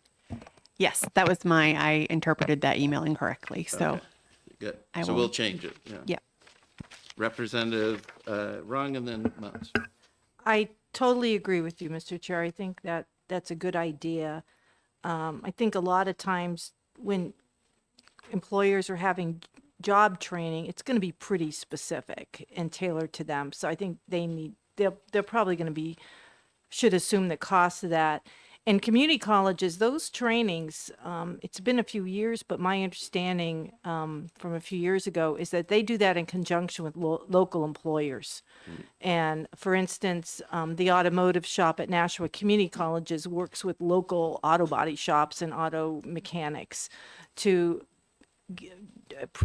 provide training in the shops that are located at the community college in Nashua. So, and the disabilities, I mean, people with disabilities want to work. They pay taxes. So as far as making that easier to accomplish, I think it benefits the state to fund that. Thank you. Okay, Representative Muntz. So you mentioned that there's only about 150 people, 150 firms, businesses taking Yeah. advantage of That's the number in the back of my mind. the first program that you mentioned out of about 10,000. Yes, sir. Are there any limits on the kinds of businesses that can apply for these programs? Not that I know of. So I guess my read on that is that we're not doing a good enough job of promoting the program. And that maybe because there just there aren't enough resources in the department to do that. And it's similar to something that we were talking about earlier this afternoon, that rather than it was the scholarship program, rather than eliminating the program, why not look at the program and figure out how can we make it more effective? Because we're facing, there are employers across the state are facing shortages. They can't find people. The trade sector is having a difficult time finding people. That's having an impact on our ability to build housing. So it seems like rather than eliminating training programs or support for training programs, we should be doing everything we can to make sure that the existing programs we have are being fully utilized. Thank you for the point, but I disagree. I mean, these are the people being trained are already employees, right? So somebody sends their employee to training completely separate from this program, and when that training is over, they ask this program for reimbursement, right? So, and they're getting reimbursed not only from the money they put in, but from the money everyone puts in, and with a 10%, lost in the process, right? So, anyways, go ahead. I guess I have to push back on that, but if a program that helps the state, get more carpenters, more plumbers, more HVAC techs, if that program helps accomplish that, that helps the entire state. I mean, I don't think we shouldn't be looking at this from the perspective of, of what benefits one particular employer. Yeah, I guess we're going to have to disagree. Representative Weiler. Well, there's a small percentage of employers that would even bother to go to the training because, most of them are small employers. They might have 6, 7 employees or waitresses and waiters. The one I saw was at Sig Sauer where people went through a community college course for machinists. And they really weren't machinists the way you think of them. They loaded them a big machine that did the machining. So they just had to make sure they know how to load the machine. But you're right, there isn't that many employers that could even use this kind of training because of the type of work they're doing. Right, and is it right to charge you know, Joe's breakfast shop or something for 6 hours training, right? I mean, you know, that kind of thing. Anyway, all right. Any questions? We're going to come back to this because we're going to have a new amendment. Okay. Next one. Waste management. What is this one? Did I miss one? Yeah, page 22. Page 22. Oh, okay. Oh, yeah. Mr. Chair, Yes. there's also a coinciding House Bill 1 amendment as well On this one? Yes. in your packet. Okay. So that's over here? Yeah, Okay. it'll be an Excel sheet. Where are we here? Okay. Yeah, so under DAS, is it the next page or are these in order, Jordan? In order of the front page, yeah, so it's Okay. after the human rights HB2 amendment. Oh, he's finally figured out Board of Tax and Land Appeals. Okay. Page what? Or there's no page number? Not on this one, no. Okay. Well, somewhere in here is an amendment. We're looking for paid family medical leave. You won't want to vote for it. All right, I found it. It's governor's budget, page 98 and 99. It's 13 pages in. Yeah. So this is the total savings from this. This will be 1.4 million per year, roughly 2.8 for the biennium. Okay. There's not a page. In the big book, we're on page 98 and 99. Yeah, so we can turn to 98 and 99. And what we've discovered is, yeah, so you see on page 99, the 717,000. But in addition to that, there's roughly an equal amount that will come from the class 60 benefits lines throughout the whole book, right? Because this is a very tiny amount, but it adds to everybody's benefit, right? So this is paid family and medical leave. The big expense here is this amount goes for, because of the fact that the state funds this, it allows the insurer, MetLife, to offer this throughout the state. And so essentially the state is paying mostly, very little of what the state is paying is going for their own employees. Most of it is going to make the program operate, and therefore we're effectively paying this benefit for the whole state, kind of. Anyways, so this gets rid of it. Yes, Representative. As you predicted, I won't be voting for this, but Yeah. I thought we were talking about removing the marketing part of their budget because they were required to market these things and it was a pretty substantial amount of money. But the other thing is, I thought I heard that there was a bill repealing the plan in commerce, and they didn't go forward with that. But what they did was they removed the responsibility to market. So I thought there was already a House decision not to fully repeal. I see. That, yeah. Representative Ron. Yeah, I mean, I can't support getting rid of this. I think it's an important safety net for families, you know, women having children or caring for a very seriously ill parent, which I have been in that situation numerous times. But I think there would also be an impact in revenue because I think we collect a tax on the premiums for this program. It was at least in the initial legislation that established this. There is a premium, but it goes to MetLife.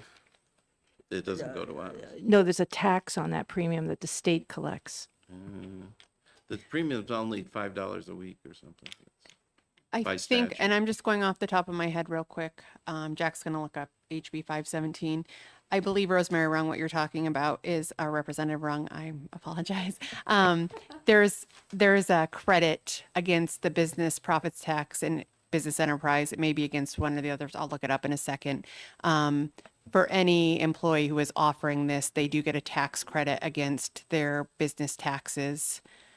I'm going to look it up, but I don't think there's a ton of data yet because that just went into play. The Department of Revenue is just actually getting the data on that now, but I'll look it up as we wait here. But I do remember that piece of it. So then it's the other way around. Anyways, Representative Leishman. Thanks, Mr. Chairman. I recall a former Governor Sununu pushed this very hard, especially to take care of our state employees as an added benefit to show that they're of value to us. So I'd hate to see us take it away. Okay. Anyone else? Representative Griffin. I think this is a real hard one for the Finance Committee to remove. I think without the governor's consent, I'm really reluctant to vote to remove this without her consent. Okay. She really has to manage the workforce, and if we remove it, we're just going to create a real barrier for her to do that. Okay. And if you want me to replace the 1.2 million, take it from DES. Well, it's actually 2.8, but all right, Representative Weiler. It would be nice if we had some stats, how many people would really use this, because they've got to give up 40% of their pay, I think. If the airline was Okay, we can get that. Yeah. As another point, there's non-state employees who use it. Yes. And Yeah, it's there likely are. to go away without the state Yes, employee. it absolutely will go away because the state pays most of the cost, and the cost is set at $5 a week in statute for the others, and that doesn't cover the cost at all, or nearly at all. And the other thing about this is this program, unlike most states that have similar things, is optional on the individual basis. So what tends to happen is people who know they're likely to need it sign up for it at $5 a week, and then they get some big benefit. So it's really not very cost effective. Anyways, Representative Griffin. I agree with everything you said about, obviously, the people who are signing up for it intend to use it at some point. But I haven't seen any figures that the individual who's paying in their own way is being subsidized by the state. I believe the state program makes it large enough to have an insurance company that's interested in it. I believe when we set it up, the $5 did pay the costs of it. Well, Representative. yeah, I mean, that's just because I know somebody who used this, they work for a private company, and it was the private company's option to make it available to their employees. But, Mr. Chairman, even though I would oppose repealing it, I would like to get rid of their responsibility to market it, and I thought that was quite a bit of money. That may be the 250,000 a year. Is that I what mean, it is? maybe yeah, it was The quite a, consultants? yeah, it was No, quite a, well, well, I don't know what it was. I would ask the LBA, well- but that would be a savings. all right. We'll wait and I'll get some more information from DAS. And- Okay? And I'd be, maybe we could find out from the Commerce Committee researcher if my recollection is right, because I'm pretty sure somebody there told me there Yeah. was a repeal bill, and what they did was remove the promotion responsibility. Yeah, so that's House Bill 517, and as introduced, it was to repeal, and then as amended, which it came out of committee 15-0, There you go. repeals the marketing Promotion. and, marketing. Right, so Which we is would the be, 250? do we know I'm how not sure much on that money it number. I'll is? have to Okay. look that up. And we give it to have you. that bill? It's on consent calendar. For next week. Oh, Does it- it was, looks like it was for the 19th. There's just no docket entry, so I'm assuming it passed yesterday. Does it have an FN on it? It must. It does, but since we haven't received the Right. adopted. Anyway, it seems like that action would align with the House position anyway, and we could save some money. Okay. Not as much, but all right. Not as much, but at least it'll let you smile a little. I mean, this, all right. I mean, the budget has to balance. That's our problem. Okay. Let's go on to the next one.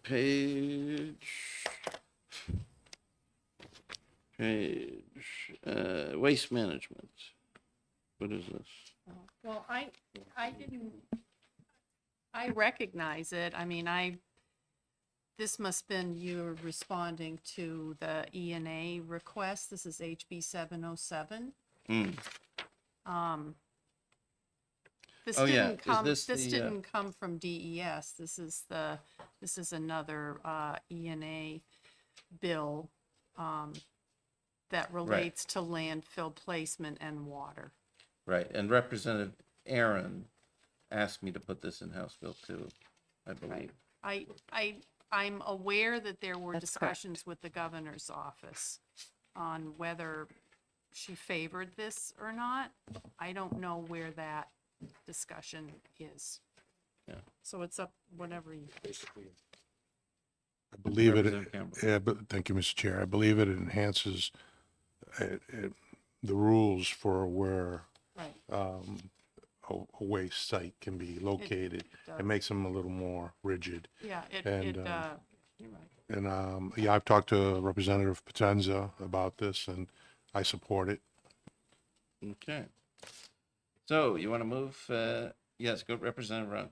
Yeah, the only question I have is on line 19. The applicant shall hire a hydrogeologist who has never worked with or been contracted through a third party with any applicant's current or previous projects. Would that limit the ability to hire a hydrogeologist? Because sometimes, I'm not speaking about hydrogeologists specifically, but many environmental consultants, there aren't that many that you're going to find one that hasn't worked. I can see not currently working, but there may be somebody that's worked on a project before. If you've got 10 hydrogeologists in the state, it might be tough Yeah. to.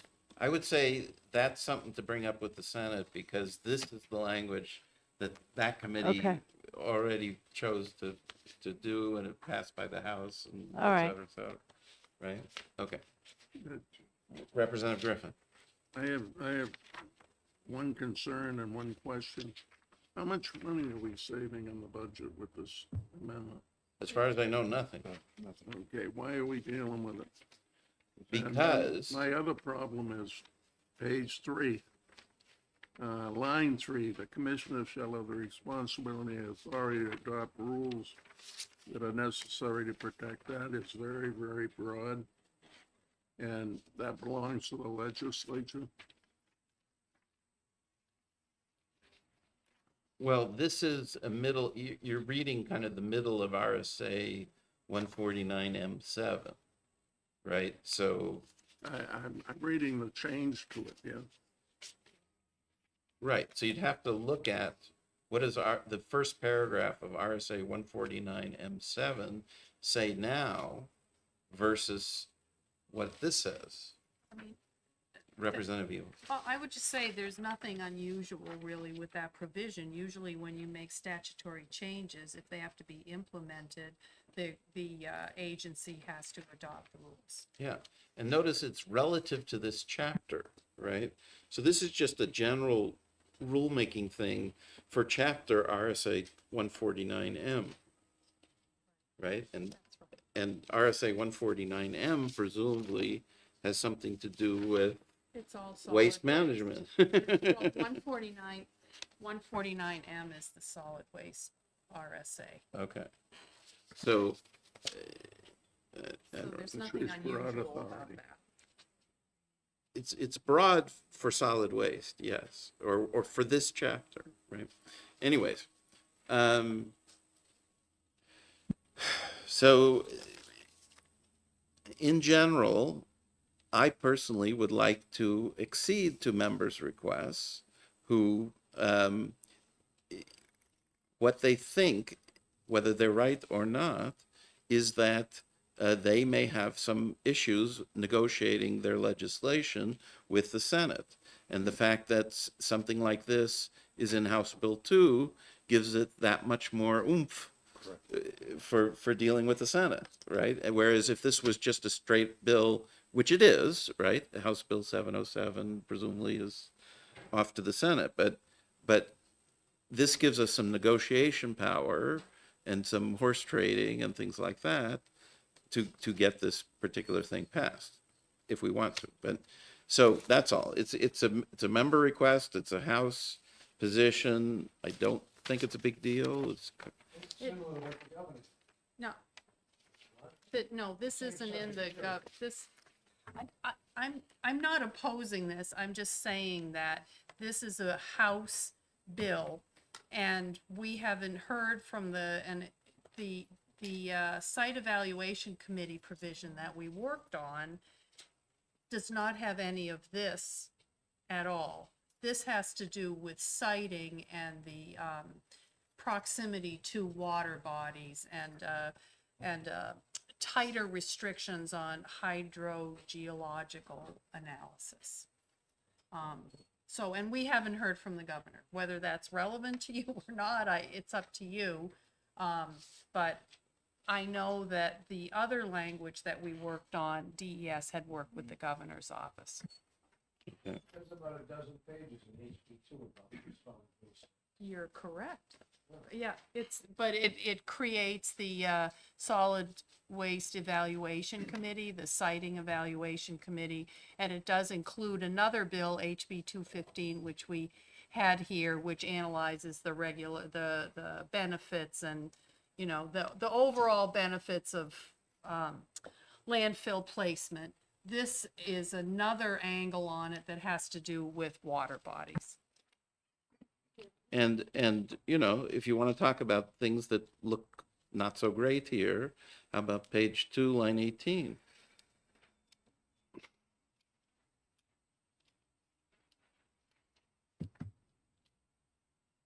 There's a big expense for the landfill.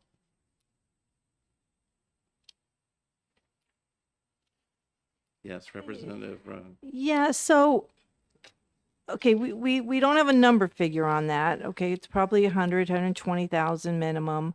But I do have the concern raised by Representative Ebel that this is a House position. It's going to the Senate.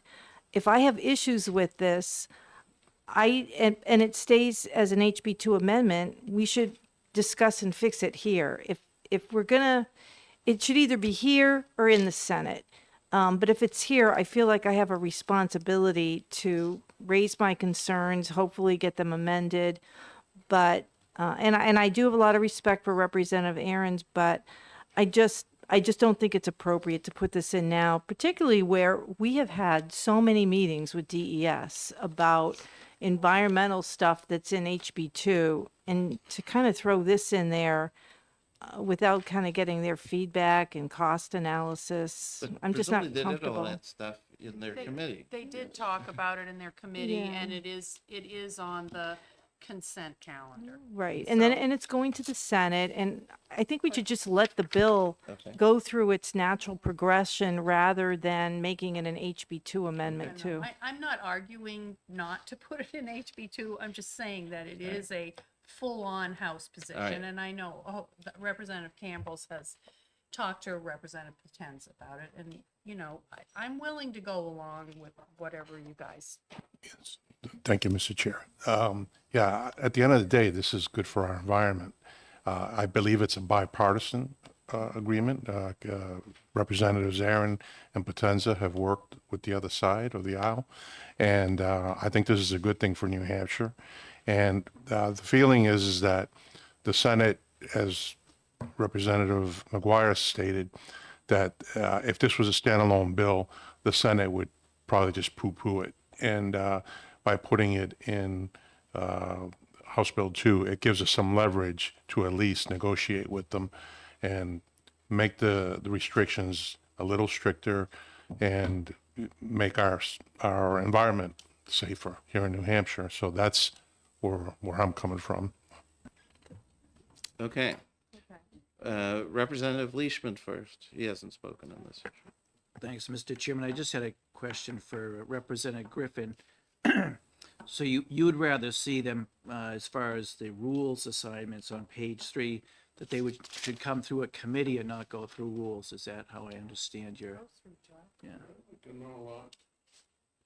I'd like to learn a lot more about this. I know when we had the situation up north with the Dalton thing, some of the proposals that were offered, and I'm not saying they were all offered by DES, I don't know who authored them all, but some of them covered the whole state and made it completely impossible to have a landfill in the state. And the problem with that, while it's all great for us who live here, if you got hazardous waste that you want to get rid of it and has to go to another state, you have to have some reciprocity. If you close your state, the other states that are taking it are going to say, no, you can't come here. And that's the way it is. There's landfills that take certain type stuff, and you have to go out of state to get that. And Okay. The state that closes their borders to any landfill is going to be at a disadvantage, I believe. Why don't I invite Representative Aaron to come and talk to us about this on Monday? How's that sound? And could give DES an option? And DES, okay. Mr. Wimpsat, I guess. Yeah, and Mr. Chair, I don't want to give the impression that I disagree with this at all. And I really appreciate your explanation, Representative Camillus. Maybe it's just philosophical. I have an issue just tacking this on to HB 2. It's kind of gamemanship to get down to it. Yeah. Well, yeah, I mean, anyway. All right, so we'll wait and see if we can get somebody to come and tell us more about it, if we have time on Monday. You should also invite Representative Potenza if possible. Okay, Aaron and Potenza.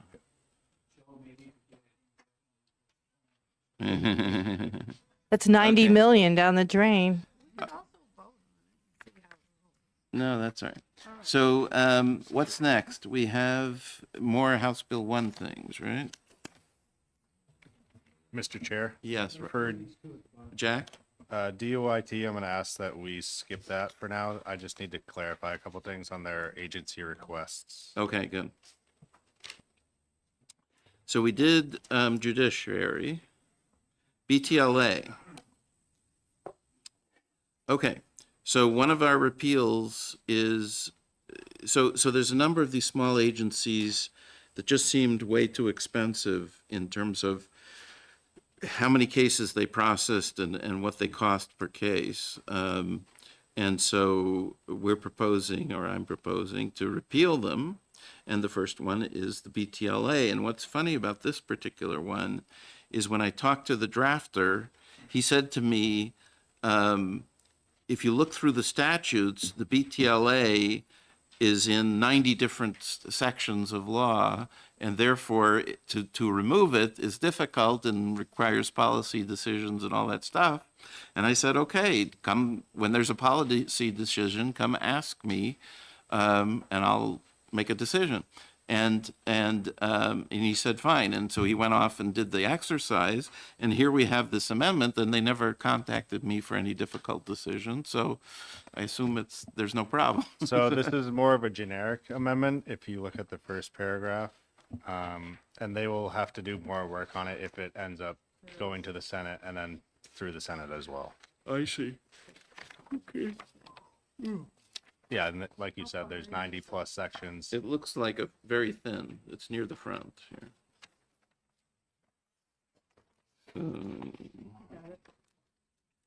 So it's got a notwithstanding. Exactly. Notwithstanding any law to the contrary, the Board of Tax and Land Appeals will be dissolved. Okay. So that's what it is. They deal with about 100 cases a year, and I believe I asked for this to, I asked for them to have 3 months. So they would stop taking new cases as of July 1st, but they could exist for another 3 months to finish up existing cases, and then they would actually terminate. Okay.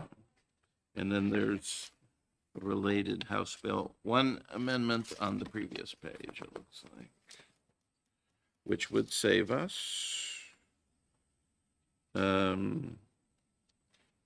Looks to be what? Has introduced about 2.3 million. Mr. Chairman, Yes, Representative Leishman.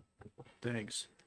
So this just, I guess, adds to my concern backing up to the back of the budget for the judicial branch, because the judicial branch now will have to take care of this appeal process through the Superior Court. So where I could support this, but you're assigning more responsibility on the judicial branch that we're, doing a 10 million back of the budget cut. So just concern. Again, anybody else? Representative Weiler. Vinnie had a amendment that took care of that and 3 other little boards, but it added a special court to the court system. Is that true? So I had an idea to consolidate some of the boards that handled more of the tax issues and commercial issues, expand the land use docket so that the judicial branch could accommodate it. But I don't know where I'm at with that plan yet. But that was, Take money. it would be adding judges in lieu of the boards. And in my mind, we were, that was when we were getting rid of magistrates, and we'd have that fund of money available and the savings from the boards that we were getting rid of available to fund a judge or two, expand the land use docket to more of a, property and equity docket.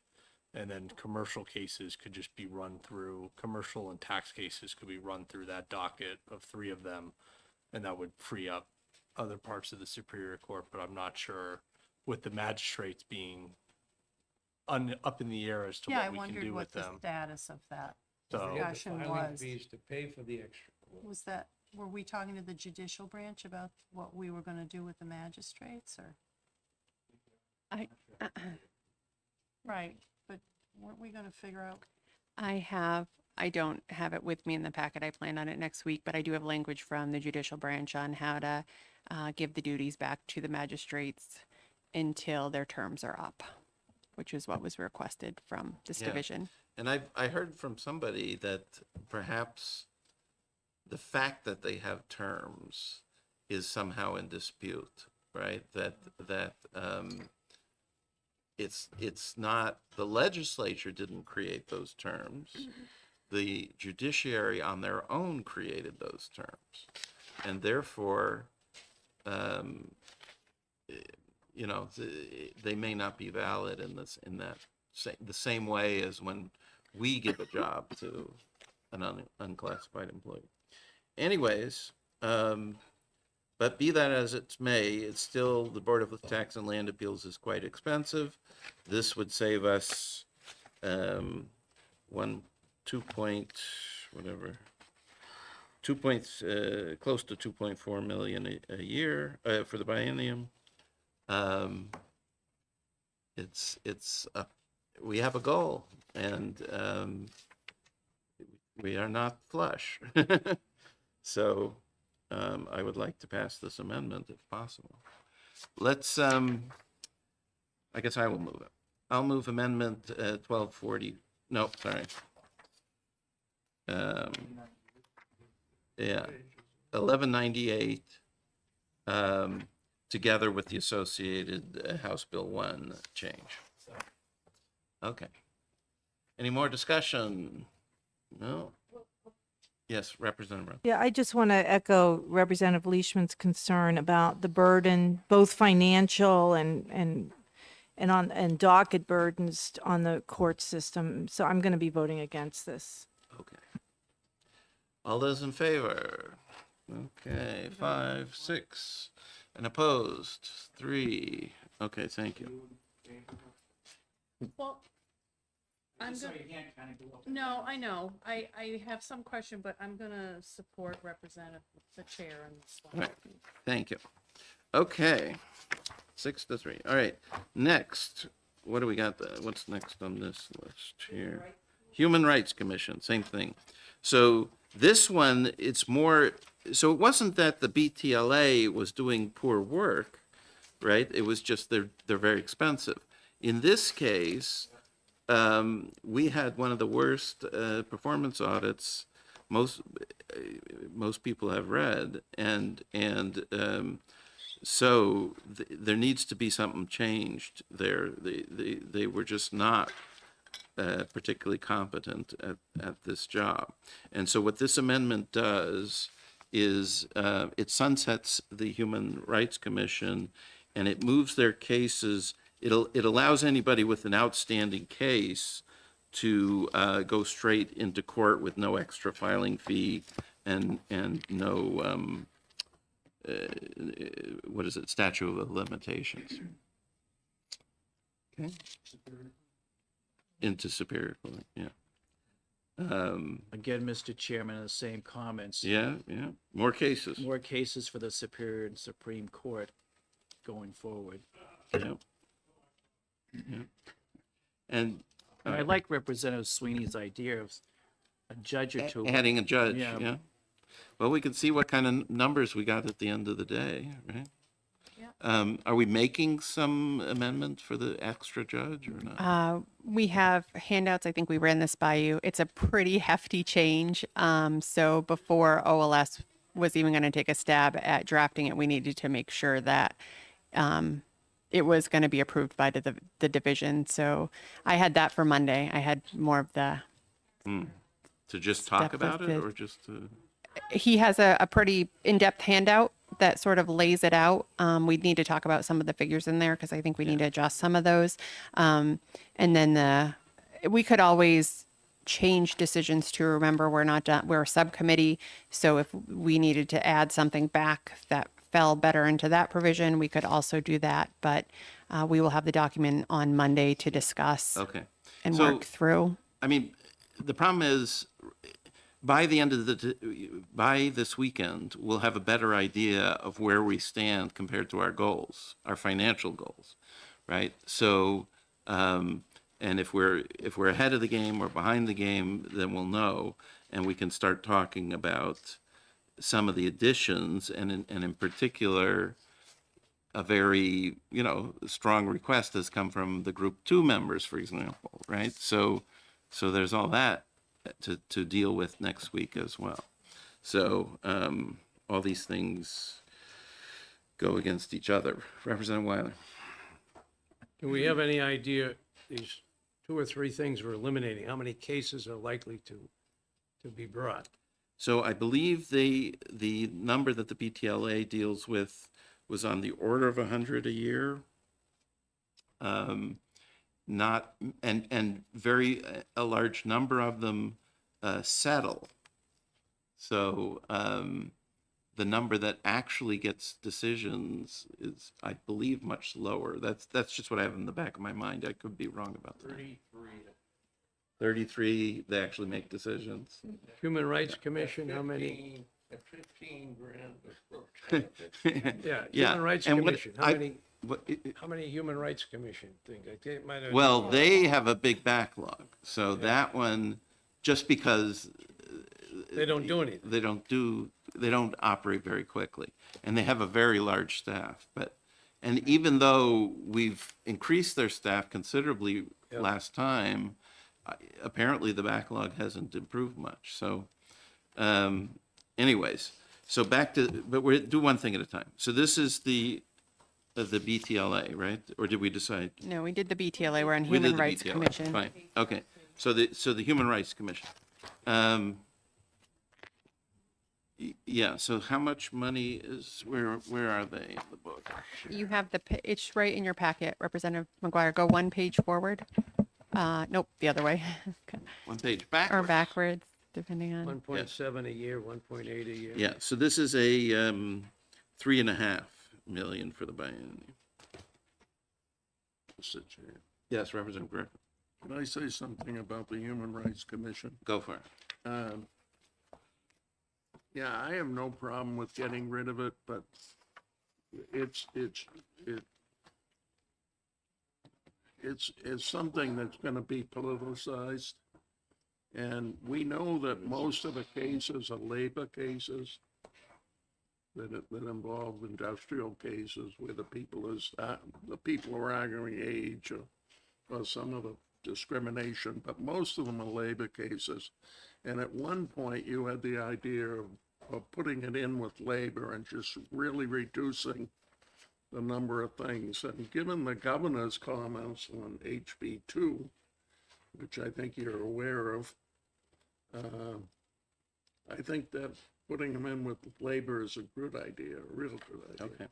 So, yeah, so what he's talking about is I had a discussion with the Commissioner of Labor to see if his agency could take over the responsibility of the Human Rights Commission with some new personnel. And he was agreeable to that. But in further discussion with other House members, that didn't seem to get a lot of traction. You know, the people who have read that particular report just felt like it would be better to make it go away, and maybe that would be a new idea for another year, right? So so I didn't pursue that any further. But anyways, I was just gonna ask what Representative the dollar amount was. in this. yeah, it's 3.5 for the biennium. For the biennium. It's in your packet. Representative Camrose. Oh, were you? Oh, yeah, thank you, Mr. Chair. I'm just going to say, I think Representative Weiler has brought up in the fact that the people that have been going to the human rights, again, mostly labor related, have other means, have other places, agencies that they can go to file their complaint. So I would vote to eliminate this. This Human Rights Commission has been very much mismanaged, and I believe it needs to be completely repealed. Okay. Second. All right, so, all right, Representative Run. Thank you, Mr. Chair. Do we have any data on the percentage of cases that are labor-related and those that are school-related? Because I do know there are, when I was on the school board a long time ago, there were some cases that went here that were either, I think, staff or student-related. Because if it does go to labor, could like DOE take some of the school-related cases? Well, yes, thank you for the question, but it's, this would still be a quasi, even if it was under labor, it would just be that the labor commissioner was the ultimate boss of this area, but it would still be a separate quasi judicial activity of its own, right? And so, And yes, I Representative. believe we were given that figure, and it was something like 65 or 70% of the cases involved, really labor. They were industrial cases. And I thought it was much higher, and actually the bulk of the other cases were housing, not school. Yes, Melissa Representative. reminded me that I had the audit behind me, so right at the audit time, 259 pending cases, employment 227, and then housing 9 cases, public accommodations 20 cases, and public education 3. So it's mainly employment. Okay. All right, so, yes, we have a motion from Representative Campbell, seconded by Representative Weiler, to accept House Bill 2 Amendment 1137, together with House Bill 1 related page. Yes, go ahead. So if this goes over to labor, that 3.5 million savings, wouldn't labor be picking up some expenses of that? Yeah, so that's a good question, and I never discussed, I never got to that level of detail as to whether labor would use their own non-general fund funds to fund this activity or not. Yeah, because Right.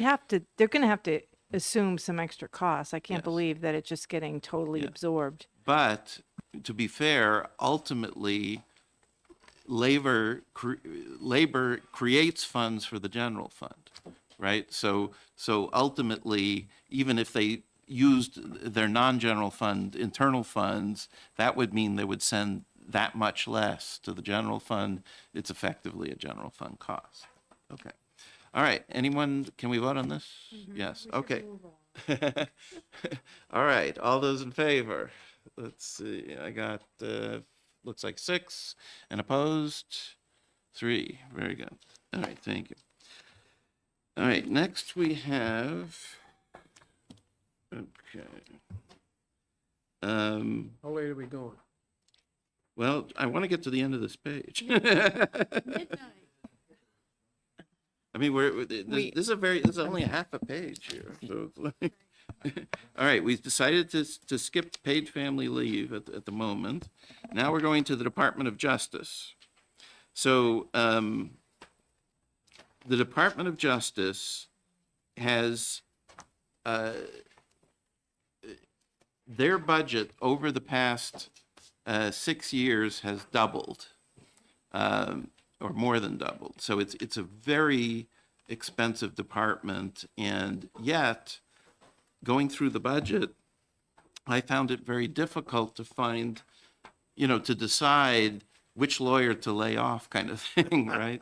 And so, or which activity to stop, and that kind of stuff. So originally, I was thinking it's just be a back of the budget kind of cut, but it turns out they're now giving a lot of grants.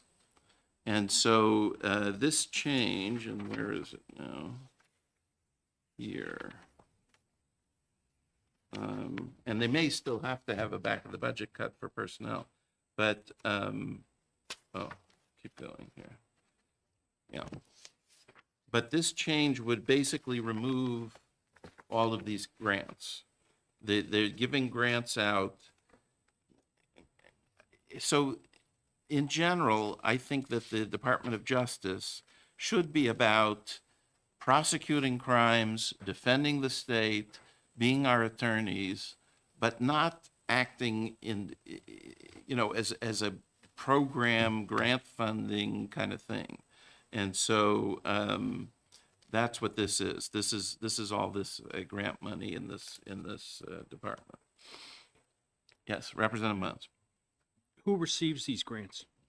Well, there's a bunch of them. If you read at the bottom of the page, you have the Victims of Crime Act grants, you have the Internet Crimes Against Children grants, you have the Child Advocacy Center grant, the Media Power Youth grant. I see that, but who receives the grants? Does it go to municipalities? Does it go to nonprofit CASA. organizations? It goes to CASA, victim prep, there's all sorts of things. Yes, Representative Ebel. I know we're really trying to plow through here, Mr. Chair, but these grants, like victims of crime, internet crimes against children, child advocacy, I would be incredibly uncomfortable cutting this without at least having the AG here. I hate to add delay, but this, to me, strikes me as a very radical move, considering the people that are affected by this. I believe CASA is affected by it, and they're just like unbelievably valuable to us and save monumental amounts of money overall. Okay. Also, I think the governor was really interested in adding some more money. I mean, if the Attorney General was here, maybe he could Yeah. help us work So through let's look at page 243. some things he might be more agreeable to cutting.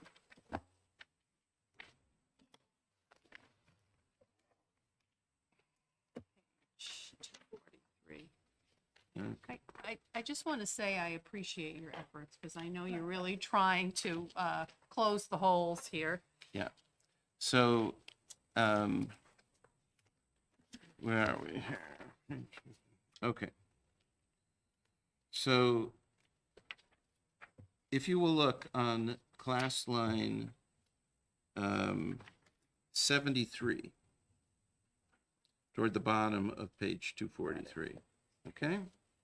What you will see is that what they actually spent in 2024 was $580,000. What is budgeted for this year, 2025, is $450,000. What's budgeted for the next year is $7,693,000, and for the year after that, $6,800,000. Now, maybe that moved from somewhere else, right? I can give some context if you'd like. Go but ahead. That's your choice. Just for the biggest dollars amounts, and that was just from some information from Department of Justice. The biggest amount in there is the the Victim of Crimes Act money, and if you see that in the footnote, that's $10 million. The governor put those funds in there. 3.293 million in 26 and 6.7 million in 29, and that was because the federal government's reducing the victim of crime grant by approximately half the current funding. So she put that much money in there from general funds. Yeah, I heard, yeah. Sorry. Representative Weiler. A lot of the names of these organizations, as I look at them, some of them we looked at the county level, and the people that made out the most were the CEOs of these groups, and some of them making $500,000 a year to do charity work, which I think is excessive. But that's what I find in a lot of these, like the old USAID. A lot of funds are going fluey, to my mind. Representative Evil. Well, all I was going to say is I was going to go ahead and support what Melissa had said. I'm remembering now that the governor felt it was really important to support the victims of crime, and it was like $10 million on the nose that was going away from the federal government. I just have a hard time doing something like this without at least having more input from the Attorney General's office. I mean, the child advocacy centers, I know we have one in our county. They deal with kids that are being abused, and it's, I don't know, it's a tough one to cut without more input. All right. So, I mean, this seems like the regular situation of the federal government starts a program, then pulls the rug out from under us, and we're here saying, well, let's fund it anyways, right? Well, before the federal government came along, we didn't have it, right? Well, we don't know that, but anyway. No? All right. But that only, not to, Go ahead. that affects the $10 million. The what you're saying, the rest of it, I think, are things that we had done before. I'm not sure. To the Again, extent we did them last year was $1 million, right? Not 14. I mean, you know, you want to take out 12? I don't want to give that. All right. Anyone, what do you think? Do you want to vote on it? You want to wait to hear from the Attorney Yes, I General? support it. You support it. Okay. Representative Brown. I'd like to talk to the Attorney General because the benefit of the cost savings, I'm not sure it outweighs the risk to children in New Hampshire. I mean, in the media, we've heard of a lot of pedophiles, predators that have been picked up because of that Internet Crimes Against Children's Act. In fact, I think there was just a media story the other day. So I don't know. I think our kids are All right. worth more than that. All right. I mean, if you want, we can offer the Attorney General a back of the budget cut of this amount or greater and give them the option of, I think that you like that? You like that better? So that we're not cutting the whatever it is? Okay. Yeah, I mean, I think in respect for the people that are operating these agencies, they know better what they're doing than we do, and you could give them the At option. $500,000 a year. Hmm? At $500,000 a year for the CEO. All right. Okay, so I'll prepare something over, I want to look at the full numbers because I was thinking that we would have to go from his department even more than this. So let me, on my budget, so give me till Monday and we'll have a number for a back of the budget cut. Okay. But it'll be up to him, not us, which of these things he doesn't fund. How's that? Okay. Back of the budget. Okay. Okay. So, next.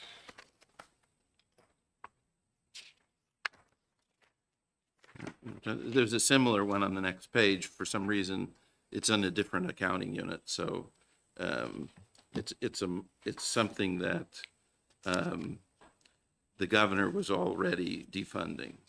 So this would just defund it that much earlier, this human trafficking grant. I asked them, because of this grant, has any human traffickers been arrested? And they said no. So anyway, there's that one. Liquor. Did we do this one? Yes, I thought this was something that they'd be working on in Division 3. Yeah, I thought so too. This is, I'm so can I just jump in? Yes, Melissa. Thank you, just to help for some guidance. So this one is just corresponding with what Division 3 is doing, and it's taking the Granite Advantage Program and the Alcohol Abuse Treatment and Prevention Fund off of the liquor funds, and Division 3 will have amendments for that to move it to the general fund, and they'll budget those dollars. So these dollars are just what is currently in liquor's budget to be transferred to DHHS. So if we're moving those to general funds, this portion is no longer needed out of liquor. Right. So we are doing the House Bill 1 part.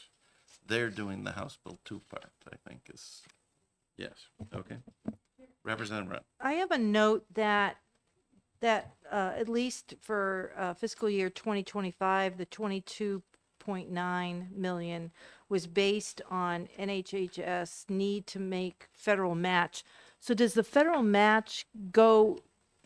Yeah, so that would go into Division 3, right? Because they're managing Yes. that federal money? Yes, DHHS manages all of those funds. This is just a straight interagency transfer because the statute currently says that the money will be paid out of the liquor fund. All right, I got you. Thanks. Okay. All right, who would like to move this one? Representative Mons. I'm sorry, because it's the Granite Advantage Program. I just want to make sure I understand what's happening here. So we're moving the money, we're saying that the money no longer has to come from the liquor fund? Yes, Okay. it'll come from the general. So it comes from the general fund, but presumably, the fact that it was from the liquor fund provided some, call it additional security for the program that it doesn't have under the general fund? One of the things the Senate likes to do is remove things from the general fund and put them off budget in special duty funds such that they can say, I cut the budget. When they didn't really, you see what I mean? Okay, I guess the bottom line question I have is, what assurance can you give me that in the budget for next year, there will still be this $23 million coming out of general funds to fund the Granite Advantage Program? Okay, so that will be up to the members of Division 3. They will actually look at see, part of the reason that people like doing this kind of stuff is because it's out of sight, out of mind. No budget, nobody looks at it, it's not general funds, etc. So the Division 3 is actually now looking at, is the amount going to alcohol abuse and treatment correct?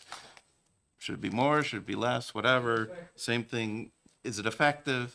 all that stuff. Same thing for Granite Advantage, although Granite Advantage is more of it's more automatic, so I think roughly half and half. I'm not sure, but some fraction of this is one and some fraction is the other. So there's no assurance that, It's up to that them. the money won't be cut. No, Whereas if we did not make this change, 23 million would still be going towards Granite Advantage. For Very- sure. We for would sure. be well, no, assured no, of no. that. This is a combined for these two. Okay, well, Some amount. It may be half sure and that- half. I'm it sure may be- most of It's it in is going to the statute. Granite There's a State. statutory requirement that if some portion of the liquor fund goes to the Granite State Advantage Program, and some part of it goes to the alcohol fund. And I guess the other thing I would say is it's not uncommon when you're talking about alcohol and drugs, that some portion of that money goes to help with abuse situations. Okay, so I'm mostly focused on the Granite Advantage program, and if the number's not 23 million and it's 15 million, fine. Yeah. But what I'm trying to wrap my head around is right now, in statute, it specifically says that this amount of money is going to go from the liquor fund to help the Granite Advantage program. We make this change, that's off the table. And then the Granite Advantage program is fully at the discretion of the general fund. Okay. I mean, Okay. I would Go just ahead. say that when they created this Granite State Advantage program, it was very carefully crafted, the statute on where the money was going to come from, and that's why it is the way it is. So we're undoing that work. But I won't personally be voting for this amendment. And I believe what is the number? 65,000 people in New Hampshire enrolled in the Granite Advantage program?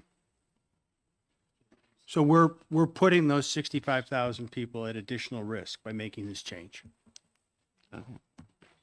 I really doubt it. On but- top of everything that's happening in Washington. Yeah, I Or could doubt it, happen in but, Washington. but anyways, all right. So, somebody going to move this page? Okay. Representative Sweeney moves this change to House Bill 1, Accounting Unit 1030. I'll second it. Seconded by Representative Campbell. All right, all those in favor? We got 6 and opposed, 3. Very good. Okay. Next. Quickly, Mr. Chairman, Yes. just to point out, just on the drug and alcohol abuse front, that varies because it's based on the ending profits, if you will, of the Liquor Commission. So it does vary. It goes up and down. Yeah, and I would guess that the Granite Advantage one, they have to fill in anyways, right, with other monies, right? Because it's probably, All right, now we have, this is a big cut, but I think it's necessary. Now, why are the numbers different here? Am I looking at? Oh, okay.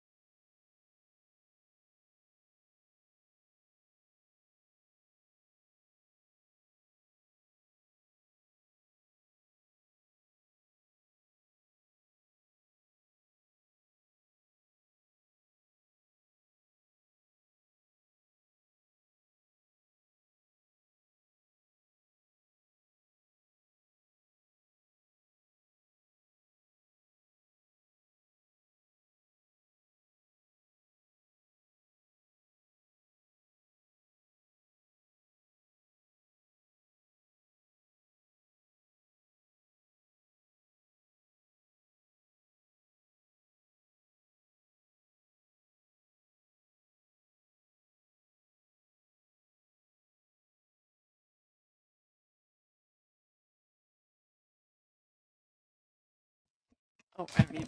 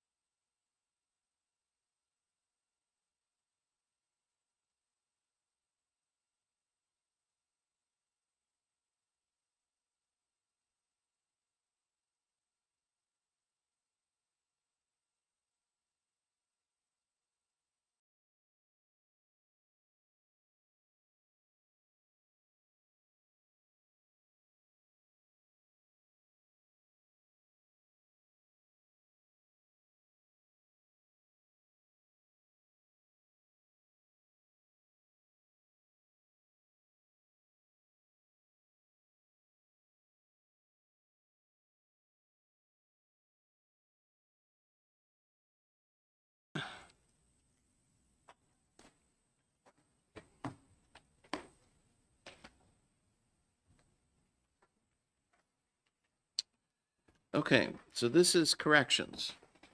And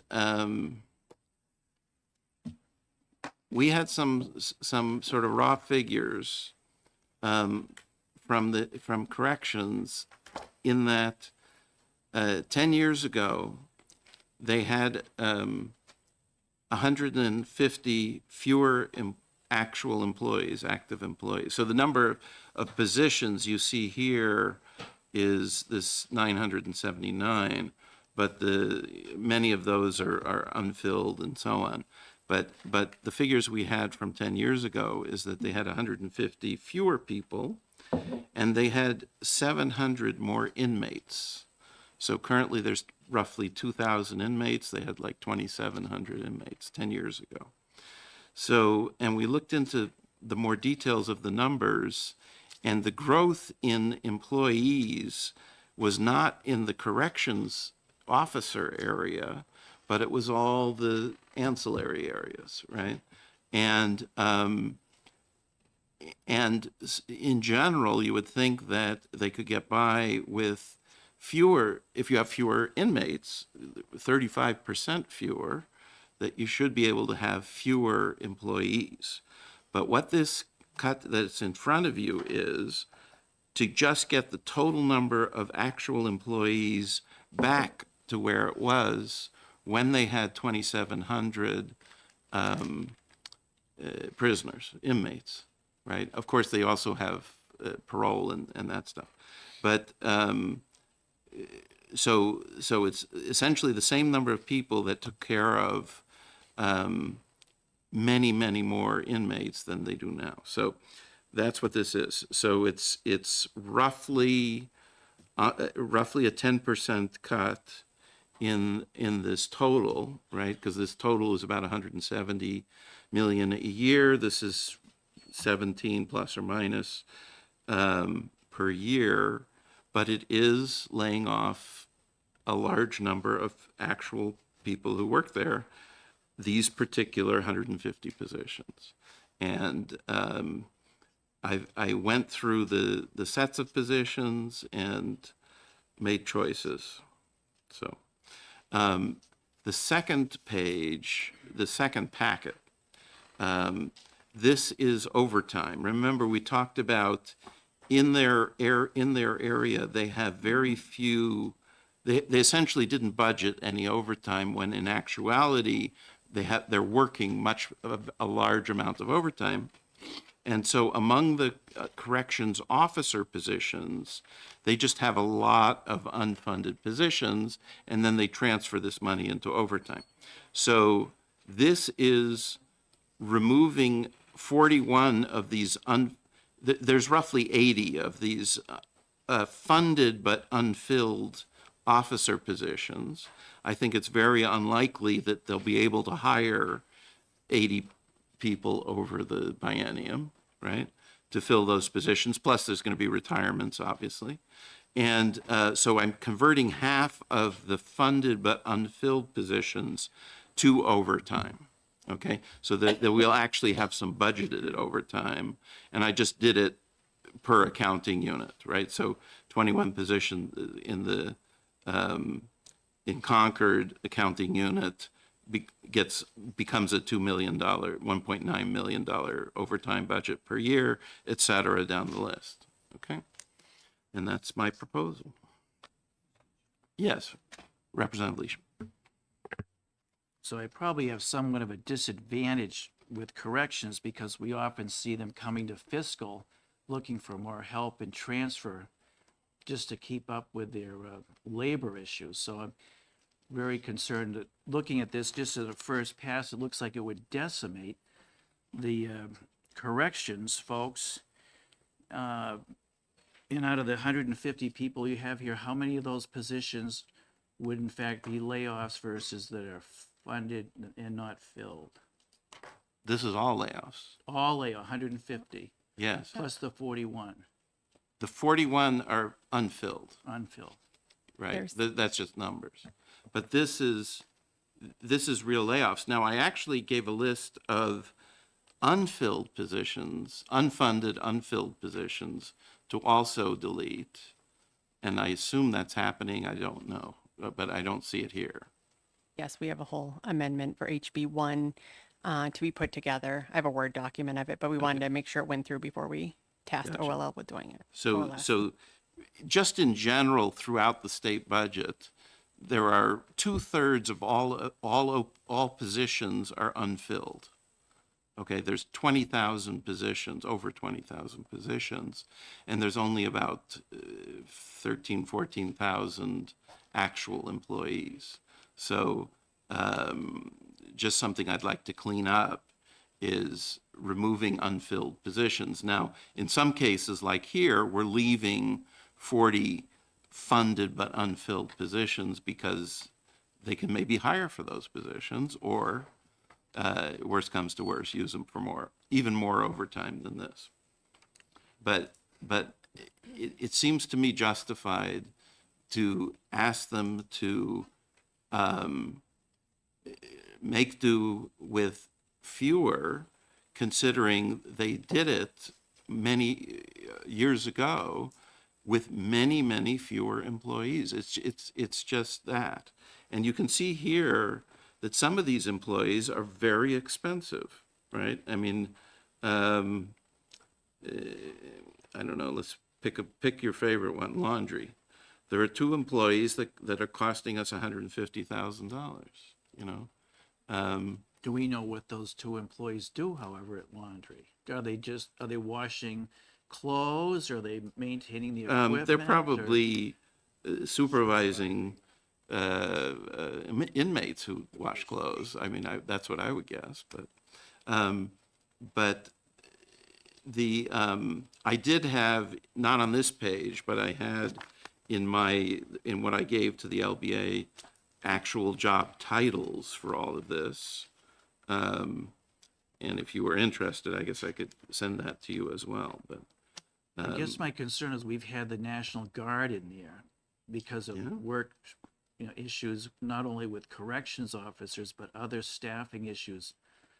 And I just think if you're looking to lay off people when we have a long history of staffing problems at the prisons. Right. So, yeah. But like I said, we have history and we have some other information. So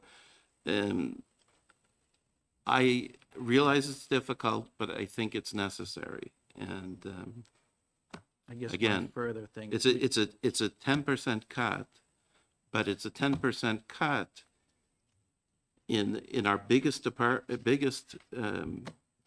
general funded thing, and to make the budget work, we need something like this. They'll still have, this is not a cut to any non-personnel item, right? So there's all kinds of money in here that's for other things, right? And all the things type of money is not being changed. So I It's- guess it's the other personnel. question is, would you consider just a back of the budget instead of specifically No. identifying? You wouldn't.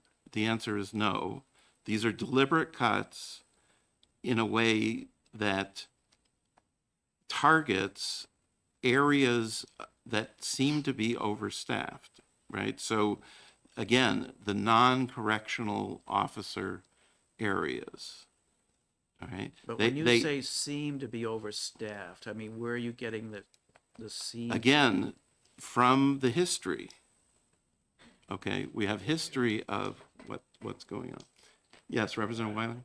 I support this because you and I have discussed it several times and met with some people and you know, and I know you've done a lot of work on this, looking into all these budgets. I support this idea because, you know, if they could deal with it 10 years ago with a lot fewer people incarcerated, they should be able to do it now. Yeah.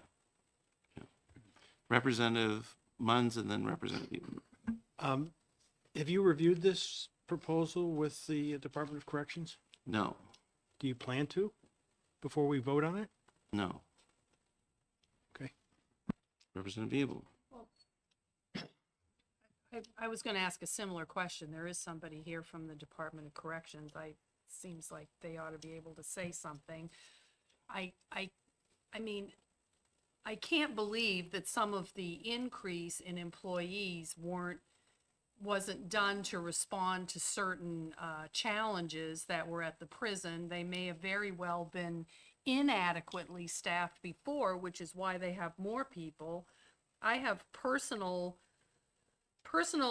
knowledge, like I see there's a line here for programs. You remember there was a lawsuit that required us to hastily build a women's prison. And one of the whole issues as part of that was that there weren't parallel rehab positions for programs parallel to what they had in the men's prison. So some of this programmatic stuff that you're cutting may have been in response to a lawsuit. I mean, that's the kind of thing that we just don't know. And Commissioner Hanks would. Representative Rock.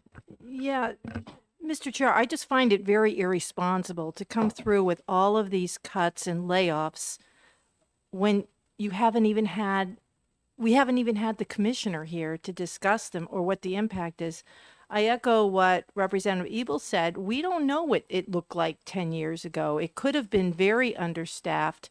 I mean, maybe some of these positions can be outsourced, but just to eliminate all of the funding because you think they might be paid too much or because it was a position that didn't exist 10 years ago, I just find we've had departments come in here for much, much smaller cuts to get their feedback. And I think not to have Commissioner Hanks to review this and give us some feedback is just so irresponsible, and it places our state at risk.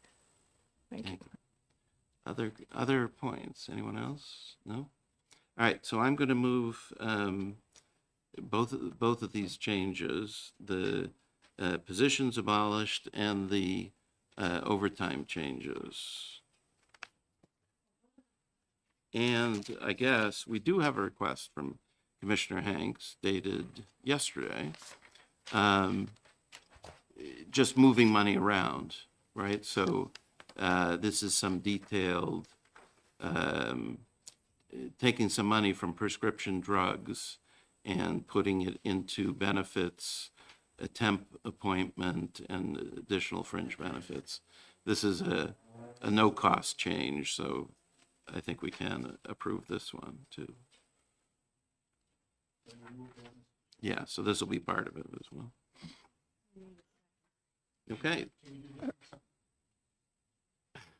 Yes, we can do that separate. All right, so we'll start. We won't do that one. We'll do the other two. Representative McGuire, Yes. just before we go, I just want to make sure I'm clear on what you're voting for. For the abolished, the overtime ones, that is an abolishment of those positions, and I just want to make sure Yes. with that money being moved to overtime. With that money being moved to overtime within the same accounting unit, Correct. right? So if you're abolishing 21 positions in accounting unit 3372, you'll have an extra 1.9 something That's, of overtime. that's what the amendment does. Yeah, okay. Representative Run. You know, I just want to mention, we heard testimony just the other day about the forced overtime. So this isn't just like overtime, this is forced overtime.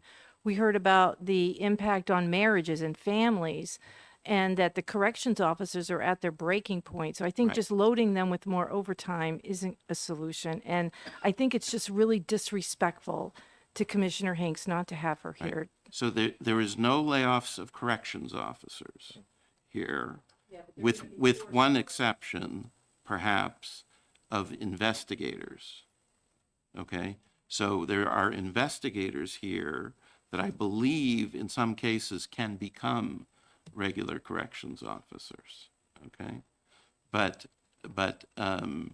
they currently don't work as corrections officers. Okay? And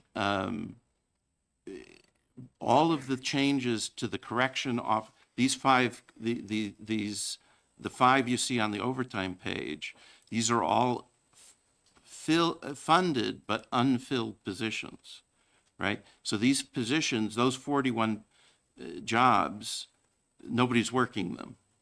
They're jobs, they have money, but nobody's working them. And there's another 41 jobs, or 40, or whatever the number is, that are the same. There's a total of 80 jobs open right now, okay? But they're working all kinds of overtime, and they didn't budget any overtime.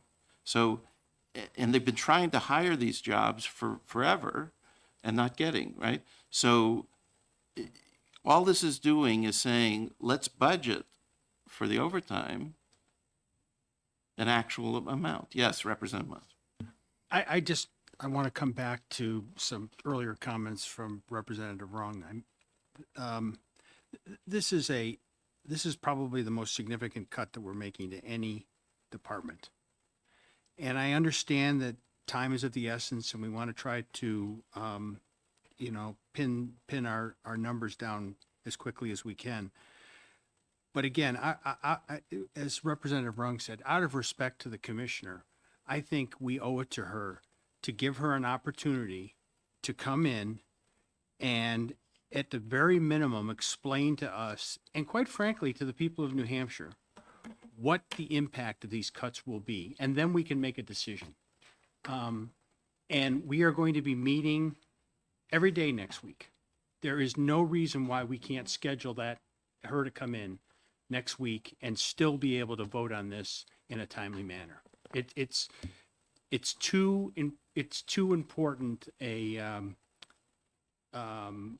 division not to give her the opportunity to explain, what the impact's going to be. Anyone else? No? Representative Griffin. Yeah, this is gonna be a hard vote, every one of these people. They're people, they're jobs. But we got a budget and we gotta balance it.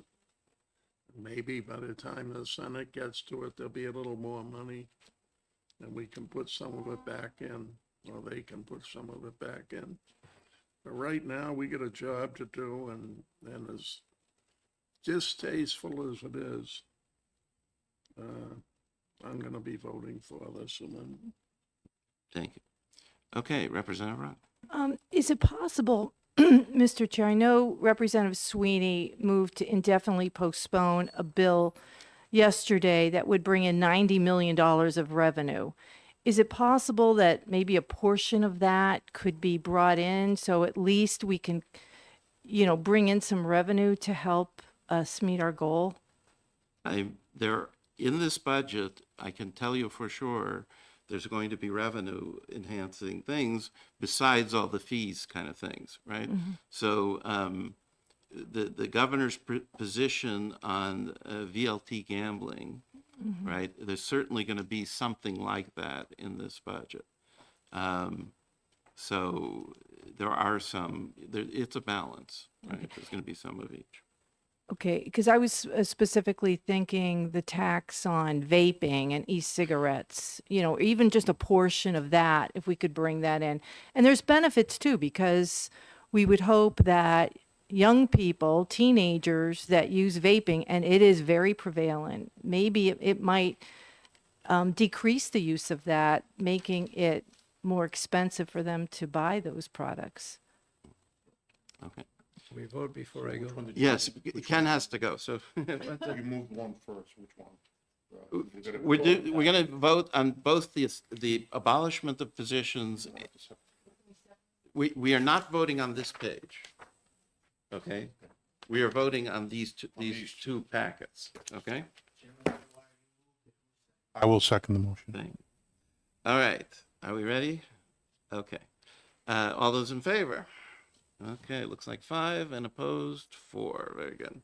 Now, I'll move that the request from Commissioner Hanks for these $75,000 worth of detail changes be accepted in Accounting Unit 4067. I'll second the motion. Okay. All those in favor? Looks unanimous. Thank you. All right, so we're going to see everybody Monday at 9 a.m., not 10 a.m., 9 a.m. All right, so let's talk about here.